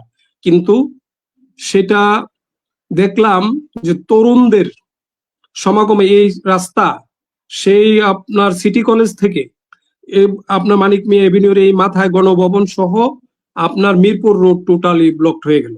কিন্তু নিয়ম আছে জানাজার, যে জানাজার লাশের সামনে আর কেউ দাঁড়াইতে পারে না। কিন্তু এই রাস্তাটা যেহেতু ব্লকড হয়ে গেছে, এই পাশে যে কত লোক ছিল সেটা তো, যেখানে মানিক মিয়া এভিনিউ এবং সংসদ প্লাজার দক্ষিণ চত্বর, খেজুর চত্বর সহ, যে কারণ বাজার, বাংলা মোটর হয়ে জাহাঙ্গীর গেট এবং মণিপুরি পাড়া সহ অলিগলি সবগুলা ভর্তি হয়ে গেছে। এই পাশে ধানমন্ডি, মোহাম্মদপুর এবং হাজারিবাগ, নিউ মার্কেট, এই এলাকার লোকজনগুলা এই পাশের মেইন রাস্তা ধানমন্ডি 27 নম্বর এর কর্নার এবং আশেপাশের লালমাটিয়ার অলিগলি গুলা ভর্তি হয়ে গেছে শুধু জানাজার লোকে লোকারণ্যে। এখন ড্রোন থেকে দেখানো হয়েছে ইতিহাসের সর্ববৃহত্তম জানাজা। প্রত্যেকটা মানুষের মুখে এটাই ছিল, খালেদা জিয়া একজন নরম মনের মানুষ, তার মনে কাউকে আঘাত দেয় নাই। তার বক্তৃতাগুলো পর্যালোচনা করলে যতগুলো সে ক্ষিপ্ত হয়ে, যদিও ক্ষিপ্ত হয়েছিলেন, একটি ভাষণ মনে পড়েছিল, সেটা আমি উল্লেখ করতে চাই না, যখন ওনার উপর জেল জুলুম চলে আসতেছিল তখন। কিন্তু এছাড়া ওনাকে সংসদে একবার একটা কথা তুফাইল আহমেদ সাহেবকে ধমক দিয়েছিলেন, এটা দেখেছি। কিন্তু তাছাড়া তার কোনো বক্তব্যে রূঢ় ভাষায় কাউকে উনি কোনোদিন কথা বলেন নাই। উনি যেখানে একজন সাবেক প্রেসিডেন্টের স্ত্রী, তখন তিনি হলেন গৃহবধূ। সাবেক প্রেসিডেন্ট জিয়াউর রহমানের শাহাদত বরণের পর জাতির এক ক্রান্তি লগ্নে তিনি গৃহবধূ থেকে জাতীয়তাবাদী দলের দায়িত্ব নিলেন। জাতীয়তাবাদী দলের দায়িত্ব থেকে এরশাদ বিরোধী আন্দোলনের উনি জাতীয়তাবাদী দলের চেয়ারপারসন হিসাবে আপোষহীন নেত্রীর উপাধি পেলেন জনগণ কর্তৃক। তিনি হয়ে গেলেন দেশনেত্রী। তখন 1991 সালের নির্বাচনে যখন আওয়ামী লীগ মতো একটা বিশাল দল তখন নির্বাচনে অংশগ্রহণ করলো, জাতীয় পার্টি পদত্যাগ করলো, তখন জাতীয় পার্টির কোনো ক্যান্ডিডেট দাঁড়াইতে পারে না, সেই জায়গায় 2টা দল বড় দলের মধ্যে কন্টেস্ট হলো। সবার ধারণা ছিল যে আওয়ামী লীগ ক্ষমতায় আসবে, আওয়ামী লীগ ক্ষমতা গঠন করবে এবং আওয়ামী লীগের কোন নেতার মুখে বলেছিল বিএনপি 10টা সিট পাবে। তখন খালেদা জিয়া সংখ্যাগরিষ্ঠতায় এসে প্রধানমন্ত্রী হবেন এই কথা তো কেউ কল্পনাও করেনি। রাত্রে যখন একসাথে বসে আমার বড় ভাই জিয়াউল সরকার সাহেব সহ সাবেক উপজেলা চেয়ারম্যান, তখন খালি সংসদ ওনার উপজেলা পরবর্তী চেয়ারম্যানের যে কয়েক মাস পরে ভেঙে দিলেন, এরপরে নির্বাচন হলো, বসে যখন টিভি দেখতেছিলাম, রাত্রে দেখলাম আওয়ামী লীগ 86 সিট, বিএনপি 46। তাহলে আওয়ামী লীগ অনেক আগাবে। ভোরে উঠে যখন দেখলাম, ভাইকে বললাম যে বিএনপি 116, আওয়ামী লীগ 100, আওয়ামী লীগ অলরেডি 86-ই আসে। তারপরে বললাম যে বিএনপি 150, উনি ওইটা কি বলো কেমনে হয়। আমি দেখেন পরবর্তীতে দেখা গেল একক সংখ্যাগরিষ্ঠ, নিরঙ্কুশ সংখ্যাগরিষ্ঠতায় বিএনপি সরকার গঠন করলেন, খালেদা জিয়া প্রধানমন্ত্রী হলেন এবং একজন নারী প্রধানমন্ত্রী, একজন নারী, প্রথম নারী প্রধানমন্ত্রী আমাদের বাংলাদেশে। কাজী উনি একজন নারী প্রধানমন্ত্রী হিসাবে যে ওনার যোগ্যতার স্বাক্ষর রাখলেন, অর্থাৎ ইচ্ছা থাকলে কোনোদিন শিক্ষার প্রয়োজন হয় না, উনি প্রমাণ করে দিলেন। উচ্চশিক্ষার প্রয়োজন হয় না। উচ্চশিক্ষা হলে কি হবে? উচ্চশিক্ষিত মানুষের মন যদি সঠিক না থাকে, মন যদি নরম না হয়, মানুষের হৃদয় কেড়ে নেওয়া যায় না। খালেদা জিয়া একজন নরম মনের মানুষ। উনি যত যেরকম শিক্ষিতই হোক, উনি দেশের মানুষের ভালোবাসা পেয়েছেন। দেশের মানুষের ভালোবাসা, মানুষের মন কেড়ে নেওয়ার মতো যোগ্যতা খালেদা জিয়ার ছিল। এবং শেষ দিন পর্যন্ত উনি যে আপোষহীন, যখন এরশাদ বিরোধী আন্দোলন থেকে উনি আপোষহীন শব্দটা, যে উপাধিটা পেলেন, শেষ দিন পর্যন্ত, জীবনের শেষ দিন পর্যন্ত আপোষহীন শব্দটা উনি দেখিয়ে দিয়ে গেলেন। একজন মহিলা রাজনৈতিক প্রশ্নে এত কঠিন হয়, তাকে উনার ক্যাবিনেটটা দেখেন কেমন ছিল। উনার সাথে যেমন সাবেক 1996 সালে আওয়ামী লীগ নির্বাচনের ক্ষমতায় গঠনের পর এরশাদ ক্ষমতা থেকে বিচ্যুত হয়ে যাওয়ার পর মওদুদ আহমেদ সাহেব বিএনপিতে জয়েন করলেন 96 সালে। সেই মওদুদ সাহেব 2001 সালে যখন বিএনপি ক্ষমতায় আসলো, এই মওদুদ সাহেব হলেন আইনমন্ত্রী, স্পিকার হলেন জমিরুদ্দিন সরকার সাহেব, তারপরে এখানে ব্যারিস্টার রফিকুল ইসলাম মিয়া সাহেব, সাইফুর রহমান সাহেব। কেমন জাদ্রাইল পলিটিশিয়ানরা খালেদা জিয়ার সামনে গিয়ে দাঁড়াই থাকতে হতো। নীতিগত সিদ্ধান্তের মিটিং, ক্যাবিনেট মিটিং, এই ইতিহাসগুলো আমরা কম বেশি জানি, এই ইতিহাসগুলো জানি। এবং আজকে আপনি তাকে যে কিংবা গণতন্ত্রের মা যেটি আপনারা উপাধি দিচ্ছেন না কেন, সেগুলো কিন্তু তার বিগত দিনের তিনবারের সাবেক প্রধানমন্ত্রী হওয়ার কারণেই কিন্তু এই ধরনের বিশেষণের পর বিশেষণ বিভিন্ন গণমাধ্যমে এবং যারা এই ধরনের চিন্তক মানুষ, তারা কিন্তু তার নামের আগে ইতিহাসটা আপনি জানেন। আমি কি বলতেছিলাম, আমার কথাটা আপনি বুঝেন না। আমি কি বলতেছিলাম সেটা আপনি বুঝছেন? আমার সময় চলে যাচ্ছে, 1 ঘন্টা হয়ে গেছে। আমি সময় চলে গেলে আপনি সময় বন্ধ করে দিলেন। ওই জায়গাটা একটু আমি কি বলতে চাইছি আগে শুনেন সেটা, আমার কথাটা। না, যে মওদুদ আহমেদের মতো একজন লোক, আপনার কথাটা বুঝতে পেরেছি, জমিরুদ্দিন স্পিকারের মতো একজন লোক, কাকে কন্ট্রোল করার মতো ক্ষমতা, যোগ্যতা যে খালেদা জিয়ার ছিল, এই যোগ্যতা বাংলাদেশে আর কারোর হয় নাই। এটা তার একটা গুণ। এটা আপনাকে শুনতে হবে। এই কথাটা আপনি জানেন না। এই কথাটা জানলে আপনি বলতেন না যে আপনি জানেন। আমি কি বলবো শেষ করতে দিয়ে আপনি বলবেন যে সময়টা শেষ হয়ে গেছে। এবার আপনি বলেন আমাকে কি জানতে চাইছেন। আমি আপনার কথাটাই বলতে চেয়েছি যে এই বিষয়গুলো আমরা হয়তো আপনি একটু বেশি জানেন, যেহেতু আপনি আমাদের থেকে অনেক সিনিয়র, আপনার জ্ঞান বুদ্ধি অনেক আমাদের থেকে বেশি, আপনার ধারে কাছে যাওয়ার যোগ্যতা আমাদের নেই, সে কারণে আপনি বেশি জানেন, আমরা কম জানি। কিন্তু প্রসঙ্গটি ছিল যে খালেদা জিয়ার এর আগে 4-5 জন আলোচক মোটামুটি খালেদা জিয়ার বিশেষ কাজগুলির বর্ণনা দিয়েছেন, যেগুলি আপনি রিপিট করছিলেন।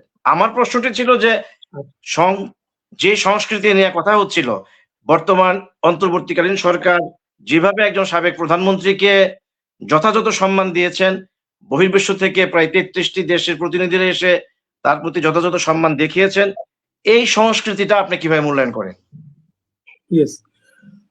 ধন্যবাদ আপনাকে। এই সংস্কৃতিটা আমাদের দেশে, এটা আমাদের বর্তমান প্রধান উপদেষ্টাকে ধন্যবাদ দিতে হবে। উনি যে সংস্কৃতিটা দেখিয়েছেন, যে সম্মান দেখিয়েছেন একজন সাবেক প্রধানমন্ত্রীকে, ওনাকে সম্মান দেখিয়ে উনি যেভাবে সাধারণ ছুটি ঘোষণা করেছেন, এই সাধারণ ছুটি ঘোষণার কারণে আজকে কিন্তু জানা যায় কাঙ্ক্ষিত যে লোক হওয়ার কথা তার চাইতে আরো বেশি লোক হয়েছে।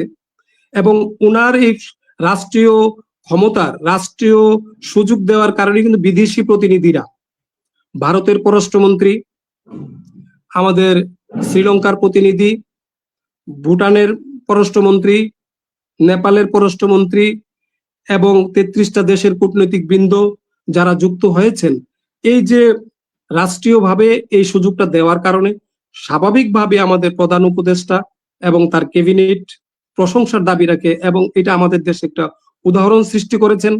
আপনি যেটা জানতে চেয়েছেন যে ভবিষ্যতের কথা তো আমরা বলতে পারবো না, তবে আমার মনে হয় এখন যেটা করেছেন, যারা ভবিষ্যতে ক্ষমতায় আসুক, এরকম তো প্রত্যেকেই যারা জীবনে আমরা আসছি, কুল্লু নাফসিন জায়গাতুল মউত, শুনেছেন এই শব্দটি, আরো বলেছেন আমাদের প্রত্যেকেরই মরতে হবে, কিন্তু মরলে মৃত ব্যক্তিকেও দুনিয়াতে যেমন আপনি সম্মান দেখান, পরবর্তীতে মৃত ব্যক্তিকেও সম্মান দেখানো উচিত।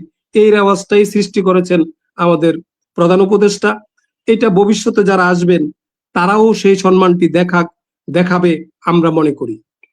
কাজেই এটা আমাদের দেশের জন্য একটি রেওয়াজ সৃষ্টি হয়েছে এবং সুন্দর, এবং আগামী ভবিষ্যতেও আমরা এই ধরনের রেওয়াজটি পাবো আমি মনে করি। এই ধরনের একটি হলে কি হবে, যে আমরা অতীতে যা দেখেছি, একদল ক্ষমতায় থাকলে আরেক দলের কেউ মারা গেলে কেউ দেখায় না। তো এই ধরনের খালেদা জিয়ার হয়তো এটা সৌভাগ্য, উনি এটা পেয়েছেন। আর আমরা ধন্যবাদ জানাই আমাদের প্রধান উপদেষ্টাকে এবং ওনার সাথে যারা যুক্ত ছিলেন, স্বরাষ্ট্র উপদেষ্টা সহ ওনার ক্যাবিনেট সহ, এবং যারা এই জানাজার সুযোগ করে দিয়েছেন, যুক্ত রয়েছেন। এটা একটি উদাহরণ, একটি উজ্জ্বল দৃষ্টান্ত। ভবিষ্যতে এই ধরনের দৃষ্টান্ত থাকবে আমরা মনে করি। আপনি সিনিয়র একজন আইনজীবী, সুপ্রিম কোর্টের একসময় সহকারী অ্যাটর্নি জেনারেল ছিলেন, রাজনৈতিক সচেতন একজন ব্যক্তি। আপনি কি মনে করেন কোন ধরনের পলিটিক্যাল গভর্নমেন্ট যদি আজকে ক্ষমতায় থাকতো, সাবেক 3 বারের প্রধানমন্ত্রীর মৃত্যুর পর আজকে যেই রাষ্ট্রীয় মর্যাদা সহ 3 দিনের রাষ্ট্রীয় শোক, সাধারণ ছুটি ঘোষণা হয়েছে, সেটি কি আদৌ থাকতো বা থাকা উচিত কিনা? না, রাষ্ট্রীয় যে শোক ঘোষণা এবং সাধারণ ছুটি, এটা তো থাকা উচিত। এবং অন্য আদার্স পলিটিক্স থাকতো, যদি বিরূপ মনোভাবের যদি কেউ থাকতো, অতীতে আমরা যেটা দেখেছি, আপনার এই ধরনের অপোজিশনকে সুযোগ দেওয়া হয় না। কাজী ডক্টর ইউনূস সাহেব কি কারণে, আপনিও জানেন যে এটা উনি যখন নোবেল পুরস্কার পেয়েছিল, খালেদা জিয়া সংসদে উনার উপরে একটা এত সুন্দর বক্তব্য ওনাকে অভিনন্দন জানিয়ে দিয়েছিলেন। সেটার ফল উনি বেগম খালেদা জিয়াকে উনি ক্ষমতায় আসার পরে উনি যে বিদেশে চিকিৎসা যাওয়া, সেনাকুঞ্জে গিয়ে ওনার পাশে দাঁড়িয়ে থাকা, পরবর্তী যতগুলো সুযোগ দিয়েছে তার প্রতিফলন হিসাবে উনি ইউনূস সাহেব দেখাচ্ছেন এবং তারেক জিয়াকেও সম্মানিত করেছেন আমি মনে করি। একটা বিষয় তসলিম ভাই, আপনি জানেন যে আপনি যেহেতু দীর্ঘদিন ঢাকায় আছেন এবং ছাত্র জীবনে রাজনীতি করেছেন, একসময় সাংবাদিকতা করেছেন, আমরা 91-এর যে গণ অভ্যুত্থানের মধ্য দিয়ে, 90-এর গণ অভ্যুত্থানের মধ্য দিয়ে 91-এর সরকার আসবার পর করে কিন্তু আমরা সরকার আসবার আগেও দেখেছি গণ অভ্যুত্থানের পর 2 যে আওয়ামী লীগ এবং বিএনপির 2 নেত্রী পাশাপাশি বসছেন, পাশাপাশি খেয়েছেন, পাশাপাশি তারা অনেক ডায়লগ করেছেন। এমন কি ঘটনা এরকম ঘটে গেল যে এই কালচারটা আমরা ধরে রাখতে পারলাম না, একজন আরেকজনের চেহারা দেখা থেকে বিরত থাকা হলো। সেই সংস্কৃতি আমাদের বিভিন্ন গণতান্ত্রিক দেশে, পার্শ্ববর্তী ভারত, পাকিস্তান কিংবা ইংল্যান্ড, যে বৃহৎ ডেমোক্রেটিক কান্ট্রি, সেখানে যেখানে পজিশন অপোজিশন একসঙ্গে বসে যায় যে কোনো ধরনের তাদের ইন্টারনাল প্রবলেমে, সেই জায়গায় আমরা কেন আমাদের মাত্র 90-এর গণঅভ্যুত্থানের আগে যখন খালেদা জিয়া এবং শেখ হাসিনার নেতৃত্বে একটি এরশাদ বিরোধী আন্দোলন হয়েছিল, তখন আমরা সেটি দেখেছি, ইন ফিউচারও দেখেছি, কিন্তু এখন দেশটির এই অবস্থা, এই সংস্কৃতি কেন চালু হলো? এ থেকে আমরা কি আবার আগের ধারায় ফিরে যাওয়ার সম্ভাবনা আছে কিনা, কিংবা ফিরে যেতে গেলে একজন রাজনৈতিক সচেতন ব্যক্তি হিসেবে আপনার কি অভিমত বা মতামত থাকবে? এটা আপনি একজন সচেতন সাংবাদিক, এখন আমি যা দেখি যে আপনি শুধু আমাদের নবীনগর বা আঞ্চলিক, আপনি চট্টগ্রাম বিভাগ পর্যন্ত কভার করেন, তো সেই হিসাবে আমি বলবো এই কালচারটা নষ্ট হয়েছে। আমরা এইখানে আরেকটা জিনিস আপনাকে বলি, যে খালেদা জিয়া যে সংসদীয় গণতন্ত্র উত্তরণ করলেন, উত্তরণ করার পরে আমাদের যে প্রেসিডেন্সিয়াল সিস্টেম ছিল, তার থেকে আমরা প্রাইম মিনিস্টার সিস্টেমে যে আসলাম পার্লামেন্টারি সিস্টেমে আসার পরে আমাদের ভিতরে একনায়কতন্ত্র যে ভাব চলে আসছে, যে আমরা গণতন্ত্রকে ভুলুণ্ঠিত করে সংবিধানকে চাপা দিয়ে সাংবিধানিক দিক, সংবিধানে যেটা বলে দেওয়া আছে সেগুলাকে ভুলুণ্ঠিত করে, তাকে সংবিধানকে বঞ্চিত করে, সংবিধানের আর্টিকেলকে বঞ্চিত করে, বাইপাস করে যে কাজগুলা করে একনায়কতন্ত্র ভাব, নির্বাচনবিহীন পার্লামেন্ট এবং বারবার প্রাইম মিনিস্টার হওয়ার সুযোগ, এইটা সংবিধানে রয়ে গেছে। আমাদের পার্লামেন্টে, আমাদের সংবিধানে, যেমন আমেরিকান সংবিধানের 2 বারের বেশি আপনার প্রাইম মিনিস্টার হতে পারেন না বা প্রাইম প্রেসিডেন্ট হতে পারেন না। ভারতে 2 বারের বেশি হতে পারেন না। অন্যান্য দেশে, বৃহৎ কান্ট্রিগুলোতে হয় না। আর আমাদের বেলায় কোনো কিছু বলা না থাকার কারণে আমরা যে ডিক্টেটরশিপ, আমরা গণতন্ত্র থেকে বিচ্যুত হয়ে যাচ্ছি। তো এইবার যেটা জুলাই সনদে বলা হয়েছে, 2 বার হবে প্রাইম মিনিস্টার এবং দলের চেয়ারম্যান হতে পারবেন না। তো আগামী নির্বাচনে যদি জনগণ এইটা রায় দেয়, তাহলে হয়তো আমরা একটা ভালো কিছু দেখতে পারবো। আপনিও সাংবাদিক যে প্রশ্ন করেছেন, মনে হয় যে প্রশ্ন পাবেন। আর যদি সংবিধান এই জায়গায় থাকে, তাহলে একনায়কতন্ত্র ভাব চলবে আর দেশের পরিস্থিতি একই অবস্থায় থাকবে, আমাদের ভালো হওয়ার কোনো সম্ভাবনা নাই। তো আগামী নির্বাচনটা যদি ভালো হয়, আমরা আপনারা সকলে মিলে কেন্দ্রে গিয়ে যদি ভোট দেই, সঠিক জনপ্রতিনিধি তৈরি করি, জনগণ যদি ভালো হয়ে যায়, তাহলে চাঁদাবাজ মুক্ত দেশ হবে, দুর্নীতি মুক্ত দেশ হবে, আমাদের রাজনৈতিক ব্যক্তিরাও ভালো হবে, দেশ ভালো হবে, সংবিধান সঠিক হবে, আমি মনে করি। একদম। অনেক ধন্যবাদ। আমরা 2 মিনিট করে আবার একটু শুনবো। দ্বিতীয় রাউন্ডে শুরুতে আসতে চাই আবারও ঢাকা থেকে নবীনগর সরকারি প্রাইভেট উচ্চ বিদ্যালয়ের প্রধান শিক্ষক অ্যাক্টিং আমাদের কাজী ওয়াজিদুল্লাহ জসিম স্যার যুক্ত হয়েছেন আমাদের সঙ্গে। স্যার যদি শুনতে পেয়ে থাকেন, চমৎকার একটি কথা বলেছেন জাকারিয়া সরকার তসলিম, যিনি সুপ্রিম কোর্টের সিনিয়র আইনজীবী।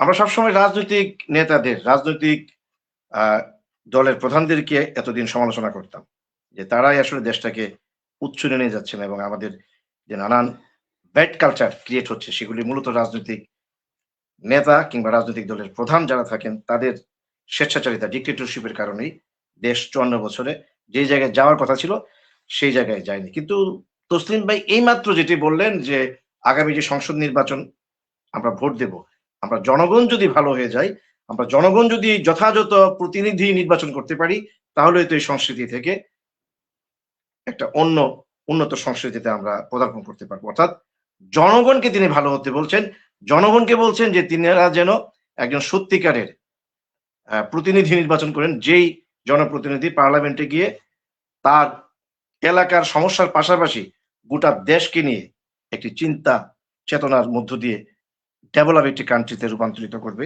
এই সোনার বাংলাকে। আপনার সঙ্গে কি যোগ করবেন?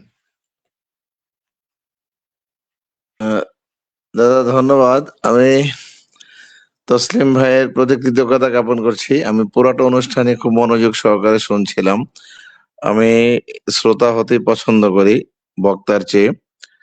তসলিম ভাই আমার জন্য আমার অসুস্থতার সময় দোয়া করেছেন, আমি কৃতজ্ঞতা প্রকাশ করছি এবং সশ্রদ্ধ চিত্তে ওনাকে স্মরণ করছি। এবং আমার ওয়াইফ তখন খুবই ব্যস্ত ছিল, হয়তো ফোনটা পিক আপ করতে পারে নাই বা উনি হয়তো চেষ্টা করে পারে নাই। দাদা যে কথাটা বলছেন যে জনপ্রতিনিধি, আপনার এই দেশে যেমন বিতর্ক আছে, আলোচনা আছে, সমালোচনা আছে, সবকিছু মিলেই কিন্তু আমাদের চলমান সংস্কৃতি, রীতি রেওয়াজ সবকিছু বিগত বিভিন্ন নির্বাচনে ভালো মন্দ মিলিয়ে নির্বাচনগুলি, তো সেখানেও তো জনপ্রতিনিধি আমরা নির্বাচন করেছি। কয়েকটা নির্বাচন তো জনগণের একেবারে প্রত্যক্ষ নির্বাচনের ভোটের মাধ্যমে নির্বাচিত প্রতিনিধি আমরা সংসদে পাঠিয়েছিলাম। এখানে 2টা কথা আসছে, একটা হলো পার্লামেন্টারিয়ান গভর্নমেন্টের, একটা হলো প্রেসিডেন্সিয়াল গভর্নমেন্ট। এখানে একনায়কতন্ত্রের একটা ব্যাপার আছে। মুসলিম ভাই কিন্তু এই কথাটা বলে গেছেন যে জুলাই সনদে বলা আছে যে এখানে আমরা বিভিন্ন কান্ট্রির কথা বলেছেন উনি, ভারত সহ আরো কয়েকটা কথা বলেছেন যে আমেরিকা সহ, যে 1 বারের বেশি বা 2 বারের বেশি থাকতে পারবে না।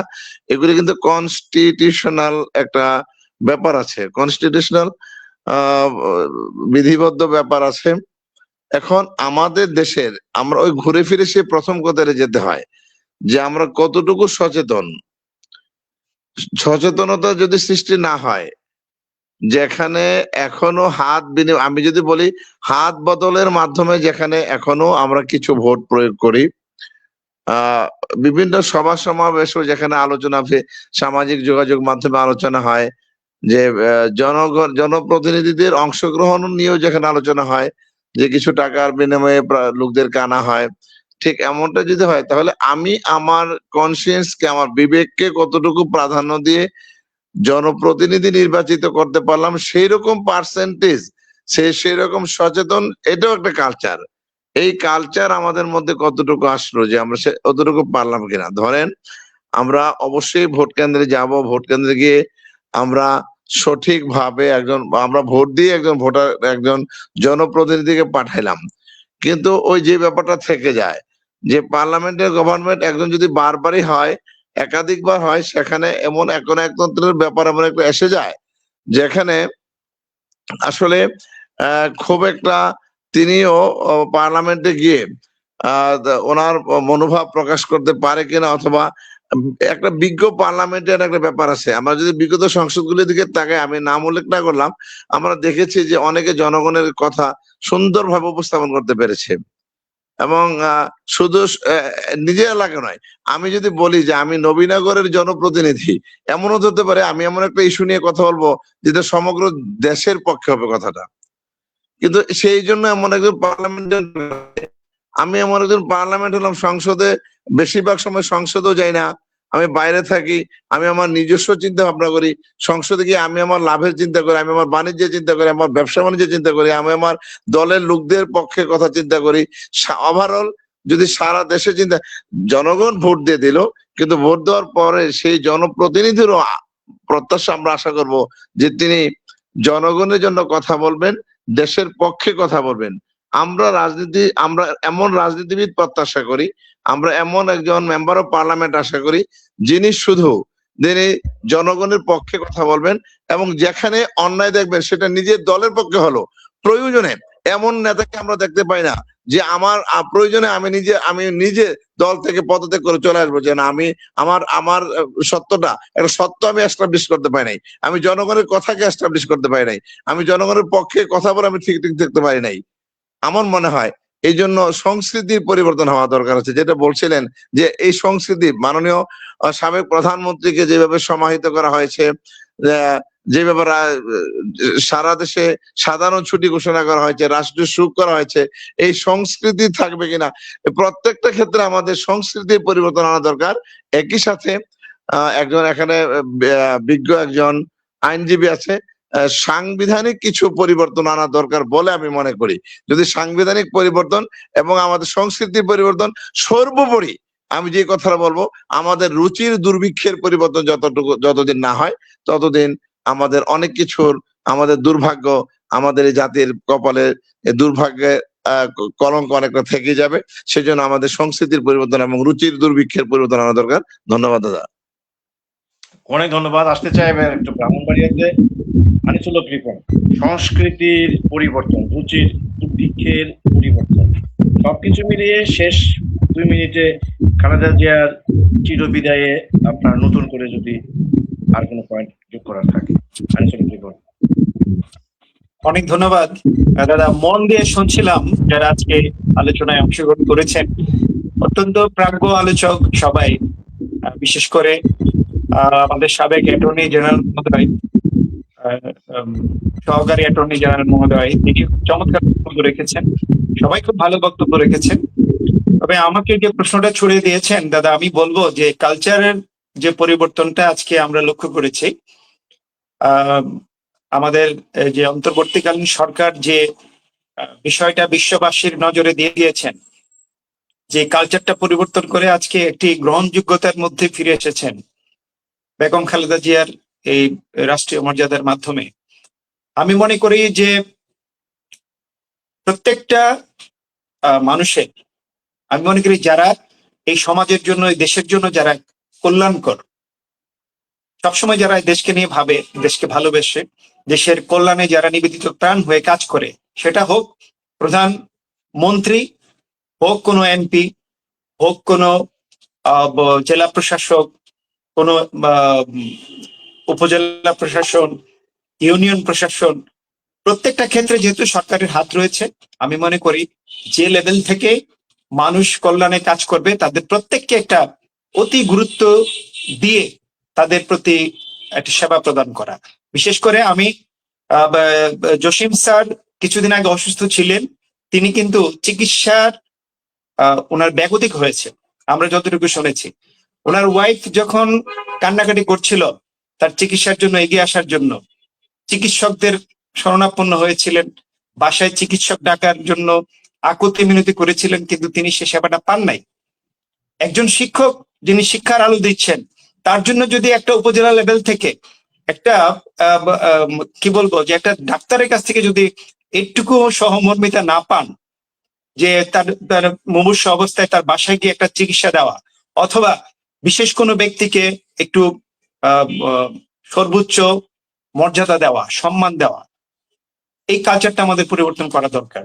আমি মনে করি যারাই এই সমাজের জন্য কাজ করেন, যারা এই সমাজের জন্য নিবেদিত, প্রত্যেককে একটা আলাদাভাবে গুরুত্ব দিয়ে, এটা হোক স্বাস্থ্য সেবায়, হোক তার পারিবারিক কোনো ঘটনায়, অথবা তার বিপর্যস্ত কোনো সময়ে, যে কোনো মানে প্রতিকূল পরিস্থিতিতে যখন, সেটা ইউনিয়ন লেভেল হোক, এটা উপজেলা লেভেল হোক, জেলা লেভেল হোক, রাষ্ট্রীয় পর্যায়ে হোক, সব ক্ষেত্রে যেন সে মানুষগুলোর যথাযথ মূল্যায়ন হয়, যথাযথ সেবা পায়, অত স্পেশাল একটা সেবা পায়, সেই ব্যবস্থা যেন, সেই কালচারটা যেন চালু হয়। আমি এই দাবি রাখছি আজকের এই টকশোর মাধ্যমে। আশা করছি এই ব্যাপারে আমার মতো সাধারণ যারা আছেন তারাও একমত হবেন। আমি মনে করি এই সেবা, এই কালচার চালু হওয়া দরকার। অনেক ধন্যবাদ, অনেক ধন্যবাদ। অর্থাৎ আপনি বলতে চাচ্ছেন যে সংস্কৃতিটা শুধুমাত্র রাজনৈতিক ক্ষেত্রে পরিবর্তন হলেই হবে না, সকল ক্ষেত্রেই এই কালচার চেঞ্জ করতে হবে। কিছুদিন আগে আমাদের প্রধান শিক্ষক ওয়াজিদুল্লাহ জসিম স্যারের ঘটনাটি আমি যখন ফেসবুকে তুলে ধরেছিলাম, অসংখ্য মানুষ, অগণিত মানুষ এই ঘটনাটির নিন্দা জানিয়ে তৎকালীন উপজেলা নির্বাহী কর্মকর্তা ওই ঘটনাটির পক্ষে দাঁড়িয়েছিলেন। অর্থাৎ সরকারি হাসপাতালের সেই সমস্ত অবহেলিত যে সমস্ত ডাক্তার যারা স্যারকে অবহেলা করেছেন তাদের পক্ষে দাঁড়িয়েছিলেন। আমি কড়াভাবে সেই উপজেলা নির্বাহী কর্মকর্তাদের সমালোচনা করেছিলাম, ডাক্তারদের সমালোচনা করেছিলাম যে এই সংস্কৃতি আমাদের পাল্টাতে হবে। আমার মনে হয় এবার আমরা একটু আসতে চাই শাহিন রাজা টিটুর কাছে, যে টিটু এই সংস্কৃতি আসলে আদৌ পাল্টাবে কিনা। কারণ আমরা আসলে কিছু দেখলেই কেন জানি প্রত্যাশাটা বেড়ে যায়। অর্থাৎ অর্থনীতির ভাষায় অর্থনীতির যারা ছাত্র তারা হয়তো আরো ভালো বলতে পারবেন যে অর্থনীতির চাহিদা একটি শব্দ আছে। চাহিদার কোনো শেষ নেই। চাহিদা বাড়তেই থাকে। তো আমরা আজকে এই অন্তর্বর্তীকালীন সরকারের এই সাবেক ৩ বারের প্রধানমন্ত্রীর প্রতি যে সম্মানটুকু দেখিয়েছেন, সেই সম্মানটুকু ইন ফিউচারে কন্টিনিউ করবে কিনা সেই প্রশ্নটি থেকে কিন্তু আসলে নানান দেশের নানান দিক, নানান সংস্কৃতি কিন্তু চলে আসছে। কথায় যেমন কথা বাড়ে আরকি। আদৌ এই কালচার রাজনৈতিক, সংস্কৃতি, সামাজিক সর্বক্ষেত্রে যেটি আজকে শুরু হয়েছে সেটি কন্টিনিউ করবে কিনা? কি বলবেন? ধন্যবাদ দাদা। আমার তসলিম আঙ্কেল একটা কথা বলেছেন যে আগে জনগণকে ভালো হতে হবে। তো কালচার পরিবর্তনের জন্য আপনি যে প্রশ্নটুকু করেছেন, আমি সরাসরি উত্তর না দিয়ে আমি একটু ইলাবরেশনে যেতে চাই। জনগণ যখন আমাকে আপনাকে ভোট দেয়, ভালোর জন্যই দেয়, জেনে শুনেই দেয়। হয়তো অল্প কিছু সংখ্যক আর্থিক লেনদেন হয়, এটা নগণ্য কাস্টিং ভোটের তুলনায়। পৃথিবীর গিনেস ওয়ার্ল্ড রেকর্ডসে যেই জানাজা এবং শেষকৃত্য অনুষ্ঠানগুলো অনুষ্ঠিত হয়েছে, তারা তাদের নিজস্ব যোগ্যতায় জনগণের সে ভালোবাসা অর্জন করেছে বিদায় আপনার এই মানুষের ভালোবাসার বহিঃপ্রকাশটুকু এসেছে। সবচেয়ে বেশি পৃথিবীতে যেটা স্মরণীয় হয়ে থাকবে, তামিলনাড়ু রাজ্যের মুখ্যমন্ত্রী CN আন্নাদুরাই 1969 সালের তার শেষকৃত্য অনুষ্ঠানে 15 মিলিয়ন 1,50,00,000 জনগণের জনসমাবেশ ওখানে হয়েছে। দ্বিতীয় যেটা ইতিহাসে সৃষ্টি হয়ে থাকবে, উনি কোনো রাজনীতিবিদ ছিলেন না, তবে ইরানের সর্বোচ্চ ধর্মীয় নেতা ছিলেন আয়াতুল্লাহ রহমতুল্লাহ খুমেনি। 1989 সালে ইরানের এই সর্বোচ্চ ধর্মীয় নেতার জানাজায় 1,02,00,000 লোক, এটা আনুমানিক, মানে জানাজায় অংশগ্রহণ করেছে, যা পৃথিবীর ইতিহাসে দ্বিতীয় শ্রেষ্ঠ হয়ে থাকবে। তৃতীয় শ্রেষ্ঠের সেই ভাগ্যবান দেশ হলো বাংলাদেশ। 2025 সালের 31শে ডিসেম্বর বেগম খালেদা জিয়ার জানাজায় বাংলাদেশে প্রায় 65 লক্ষ জনতা সামিল হয়েছে। চতুর্থ আসছে জিয়াউর রহমান, 1991 সালে 20 থেকে 24 লক্ষ। 81 পঞ্চম যে 1981 সালে পঞ্চম যে ব্যক্তিটি, তিনি কোনো রাজনীতিবিদও ছিলেন না, তিনি কোনো কবি সাহিত্যিকও ছিলেন না, তিনি উম্মে কুলসুম মিশর, তিনি ছিলেন কণ্ঠশিল্পী। 1975 সালে মিশরের এই কণ্ঠশিল্পীর জানাজায় প্রায় 40 লক্ষ জনগণ সমবেত হয়েছিল। আমরা কিছুদিন আগে ভেরি রিসেন্ট যে কথাগুলো হয়েছিল, শরীফ উসমান বিন হাদি, বাংলাদেশের 2025 সালের 20শে ডিসেম্বর ইনকিলাব মঞ্চের আহ্বায়ক শরীফ উসমান বিন হাদির জানাজায় কয়েক লক্ষ, প্রায় 6 থেকে 8 লক্ষ মানুষ অংশ নেয়, যা সাম্প্রতিক সময়ে ব্যাপক আলোড়ন সৃষ্টি করেছে। এটা অবশ্যই আলোড়ন সৃষ্টি করেছে, কারণ বিগত 20-25 বছরের ভিতর এরকম সমবেত জামায়াত হয়নি, যেখানে জিল্লুর রহমান মারা গিয়েছেন, আরো অনেকে মারা গিয়েছেন। তো এখানের যারা তাদের নিজস্ব যোগ্যতায় মানুষের ভালোবাসা অর্জন করেছে, রাষ্ট্রপতি পদ্ধতি ভেঙ্গে সংসদীয় গণতন্ত্র করাই হয়েছিল মূলত ক্ষমতার ভারসাম্য রাখার জন্য, কিন্তু যা আজকে অচল। রাষ্ট্রপতি আমার কাছে মনে হয় মহামান্য বাংলাদেশের যে একজন ব্যক্তি আইনের ঊর্ধ্বে বসবাস করেন, যার জন্য কোনো আইন নাই। এখানে একজন আইনবিদ আছেন, উনি নিশ্চয়ই আমার এটার সমর্থন দিবেন। যিনি আইনের ঊর্ধ্বে বসবাস করেন বাংলাদেশে একমাত্র ব্যক্তি রাষ্ট্রপতি, মহামান্য রাষ্ট্রপতি, এবং মহামান্য কাউকে বলা হয় না। উনি কিন্তু আসলে মূলত কাঠের পুতুলের মতো। আমি এমনও শুনেছি বা জানি, যদি সংসদ থেকে কোনো বিল মহামান্য রাষ্ট্রপতি রিটার্ন করে, এই বিল নাকি অটোমেটিক পাস হয়ে যায় সংসদে। আপনি যে দল থেকে নির্বাচিত হবেন, সেই দল থেকে যদি দলের বিরুদ্ধে কোনো কথা বলেন, দল যদি আপনাকে বহিষ্কার করে, তাহলে আপনি স্বাভাবিকভাবে এমপি বাদ। সুতরাং জনগণ তখনই দ্বিধায় এবং জনগণ তখনই ইয়েতে পড়ে যায়, মানে কি বলে, দ্বিধাহীনতা বা ইনডিসিশনে সাফারিং করে, যখন তার কথার মূল্য হয় না। আপনি যে প্রশ্ন বারবার করছেন, বাংলাদেশের এই রাজনীতিতে আমার যতটুকু মনে হয়, এই মানে কি যেন প্রতিহিংসা কখনো দূর হবে আমার মনে সম্ভাবনা আছে হয়তোবা, কিন্তু আমার কাছে মনে হয় ক্ষীণ, এবং তা কখন সেটা নির্দিষ্ট কোনো সময় কেউ বলতে পারবে বলে আমার জানা নেই। অনেক ধন্যবাদ শাহিন রাজা টিটু। আমরা আসলে প্রত্যাশার কথা শুনতে চাই, আশার বাণী শুনতে চাই। সেক্ষেত্রে আসলে সম্ভবত আসলে সমসাময়িক ইতিহাস কিংবা সমসাময়িক কর্মযোগ্য নানান রাজনৈতিক দলের বিশ্লেষণ করবার পর আসলে সেই প্রত্যাশার জায়গায় হয়তো যেতে পারে না। সেটি হয়তো শাহিন রাজা টিটু অনেকটা কষ্টের সঙ্গে বলতে চাচ্ছে যে আসলে এই কালচার আদৌ হয়তো পরিবর্তন হবে না। যাই হোক, আমরা আলোচনাটা শেষ করতে চাই। আমাদের আজকের অনুষ্ঠানে যিনি সবশেষে যুক্ত হয়েছেন ঢাকা থেকে, জাকারিয়া সরকার তসলিম, যিনি সাবেক সহকারী অ্যাটর্নি জেনারেল এবং সুপ্রিম কোর্টের একজন আইনজীবী এবং নবীনগর প্রেস ক্লাবের প্রতিষ্ঠাকালীন একজন সদস্য, একসময় যিনি এখানে সাংবাদিকতা করেছেন, সংস্কৃতি অঙ্গনে অত্যন্ত সুপরিচিত মুখ। তসলিম ভাই, শেষ আলোচনাটা আপনাকে দিয়ে শেষ করতে চাই। শেষ বক্তা হিসেবে আপনি শেষ বেলায় দ্বিতীয় পর্বে 4 জন আলোচকের বক্তব্য শুনেছেন, এই বিষয়ে যদি আপনি কোনো আশার বাণী শোনাতে চান, সেই আশার বাণী শুনে আমরা একটু হলেও আনন্দ চিত্তে আজকে অনুষ্ঠানটি শেষ করে অন্তত কালকে যেন বলতে পারি যে কালকে টকশো থেকে অন্তত তসলিম ভাই কিছু আশার বাণী শুনিয়েছেন, যেগুলো হয়তো আগামী দিনে রাষ্ট্র ক্ষমতায় যে দলই ক্ষমতায় আসুক না কেন, তারা আমাদেরকে এরকম ভাবে দেশটিকে সুন্দরভাবে চালাবেন, এরকম আশার বাণী শোনাবেন। এবং খালেদা জিয়ার প্রতি শেষ বেলা যদি আপোষহীন কিংবা গণতন্ত্রের মানুষ কন্যার যে বিশেষণগুলি পেয়েছেন, সেই সদ্য বিদায়ী সাবেক 3 বারের প্রধানমন্ত্রী, তার বিষয়ে যদি আর কোনো অভিমত বা মতামত দিতে চান। জাকারিয়া ভাই। আমাকে সব সময় অপু বিভিন্ন সময়ে টক শোতে যুক্ত হওয়ার জন্য সুযোগ দেয়, সেজন্য অপুকে ধন্যবাদ। আজকে যাদেরকে পেয়েছি, বিশেষ করে আমাদের পাইলট স্কুলের প্রধান শিক্ষককে পাওয়া এবং আনিসুল হক রিপন সাহেবকে আগে কয়েকটা টক শোতে পেয়েছি, এবং খেলাফত মজলিসের যে আমাদের নির্বাচনে অংশগ্রহণ ওনাকে পেয়েছি। তো ওনাকে শেষ আলোচনা পর্যন্ত পেলে হয়তো আমাদের ভালো লাগতো। তো আসলে কি, আমরা যেই পর্যায়ে রয়ে গেছি, রাষ্ট্রের মিডল স্টেজে, আমরা না নিম্ন স্তরের স্টেজে আছি না আপার স্টেজে।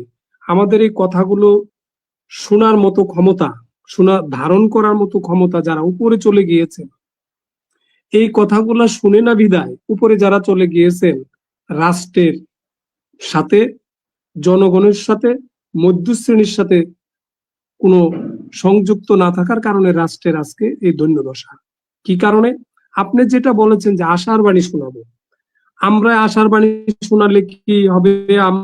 আমরা তো আগামী নির্বাচনে কোনো এমপি নির্বাচিত হওয়ার জন্য কোনো প্রার্থী না। প্রধান শিক্ষক সাহেব হয়তো নির্বাচনে ভোট নিতে যাবেন, শাহিন রেজা টিটু হয়তো নির্বাচনী সংবাদ প্রচারের কাভারেজ দেওয়ার জন্য যাবেন। আপনি হয়তো গৌরাঙ্গ দেবনাথ অপু সংবাদ কারা কারা পাশ করলো, সারা দেশে কে ক্ষমতা গ্রহণ করলো, এই খবরটা বড় বিরাট করে নিউজ করবেন। কিন্তু যারা সংবিধানের সাথে সম্পৃক্ত হবেন, যারা আপনার দেশের আইন প্রণয়ন করবেন, আগামী দিনের জাতীয় সংসদটা কেমন হবে, এই কথাটাই মূলত আপনি জানতে চাচ্ছেন।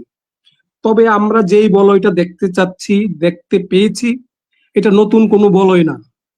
এরশাদের পতনের পর দুইটা জোটে নির্বাচন হয়েছিল, একটা ছিল 9 দলীয় জোট আর 13 দলীয় জোটের নির্বাচনে এক জোট পাশ করেছে, আর এরশাদের দলকে খুব একটা নির্বাচনী প্রচার করার মতো সুযোগ ছিল না। খুব কষ্ট করে যারা নির্বাচন দ্বারা লুকায়ে বা বিভিন্ন ভাবে আন্ডারগ্রাউন্ডে ওয়ার্ক করে এরশাদ 35টা সিট পেয়েছিল। ঠিক ওইটারই ধারাবাহিকতা আজকের নির্বাচন। এই নির্বাচন যেটা হচ্ছে যে ওই একটা বলয়কে নির্বাচনে আসতে না দেওয়া, আর এই জোটের মধ্যে যারা একত্রিত অতীতে ছিল তারা দুইটা ডিভিশনে ভাগ হয়ে নির্বাচন করতেছে।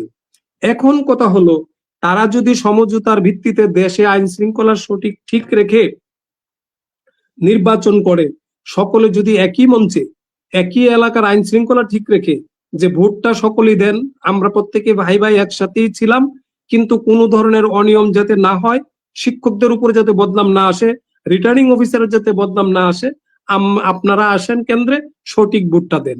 এবং আগামী দিনের সংসদের সংবিধানে আপনার সংবিধানটা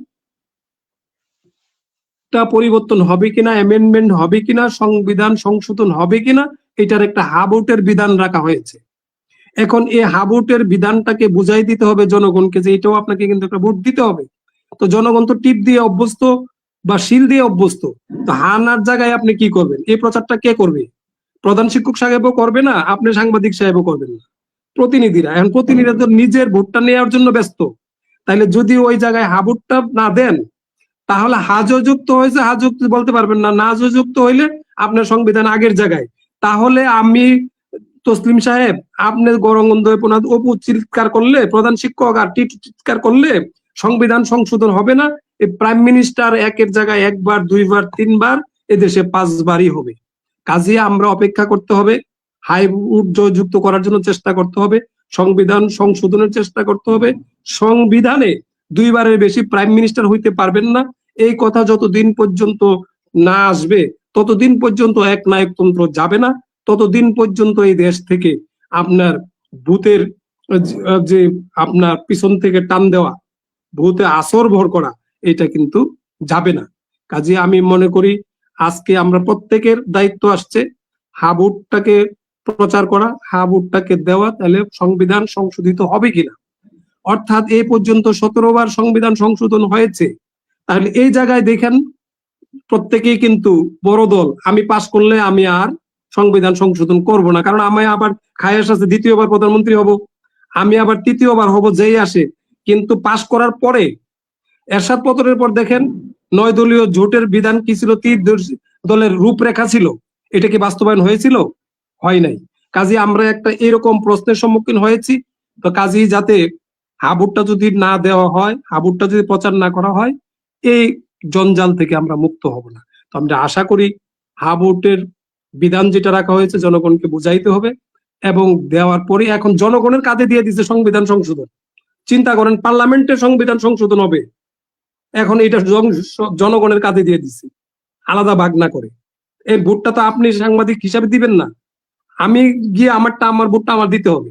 তা আমি তো যাবো আমার এমপি সাহেবকে পাস করাইতে, ওই আলাদা ব্যালটটা নেওয়ার আমার কোনো দরকারই নেই, যে এটা আমি বুঝি না। তো এটা না হলে একদল খুশি হবে, এইবার ঠিক আছে আমি 2-3 বার প্রাইম মিনিস্টার ছিলাম, আবার 4র্থবার হব। কাজে তার আর খুব একটা খায়েশ নাই। কাজে আমাদের সচেতন নাগরিক, আপনাদের মাধ্যমে একটা আবেদন থাকলো, সাংবাদিকদের মাধ্যমে এবং টিচারদের কাছে বলে দিবেন, এই যে হা ভোটের ব্যাপারে যাতে জনগণ একটু সচেতন হয়, এই ব্যালটটা যাতে একটু নিতে চেষ্টা করে, এই হা ভোটটাতে যাতে ভোট দেয়, তাহলে আমরা আগামী দিনে একটু সুন্দর বাংলাদেশ বিনির্মাণে বাংলাদেশ দেখতে পাবো, সুন্দর একটা সংবিধান দেখতে পাবো, এই সংবিধানের সংশোধনী পাবো, জনগণ শান্তিতে থাকতে পারবে। আমি মনে করি তখন এই খালেদা জিয়া যে আপোষহীন লড়াই, উনি যে লড়াই করে গেছেন, উনি যে সংসদীয় গণতন্ত্রে উত্তরণের পথে সংবিধানকে সংশোধন করে উনি পার্লামেন্টে তত্ত্বাবধায়ক সরকার এনেছিলেন, আরেক সরকার তত্ত্বাবধায়ক বাতিল করে দিলেন। তো সবকিছু তো সংবিধানে টানা হেঁচড়া হয়। কাজে এই সংবিধান সংশোধনটা যদি হয়, তাহলে খালেদা জিয়ার আত্মাও শান্তি পাবে, মৃত আত্মা, যে আমি যেটা পার্লামেন্টারিয়ান সিস্টেম এনেছি এইটা বহাল রাখা হোক। এবং কোর্টের গাড়ে আপনার দিয়ে দেওয়া হয়েছিল, আপনি দেখেছেন যে সপ্তদশ সংশোধনীর ব্যাপারে কোর্ট থেকে, এবং আগের যেটা পঞ্চদশ সংশোধনী বাতিল হয়েছে, তত্ত্বাবধায়ক পুনরায় আসবে। কিন্তু সংবিধান সংশোধন পার্লামেন্টের মাধ্যমে হইতে গেলে এই নির্বাচনে একটা বলিষ্ঠ ভূমিকা আগামী দিনে রয়ে গেছে।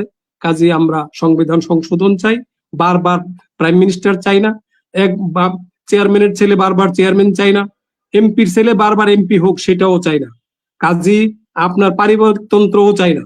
পরিবারতন্ত্র যদি আমরা দূর করতে চাই, এই পরিবার ওই পরিবার, তাহলে সংবিধান সংশোধন করতে হবে। আন্নদোয়া পরিবারতন্ত্র থেকে আমরা উঠে আসতে পারবো না।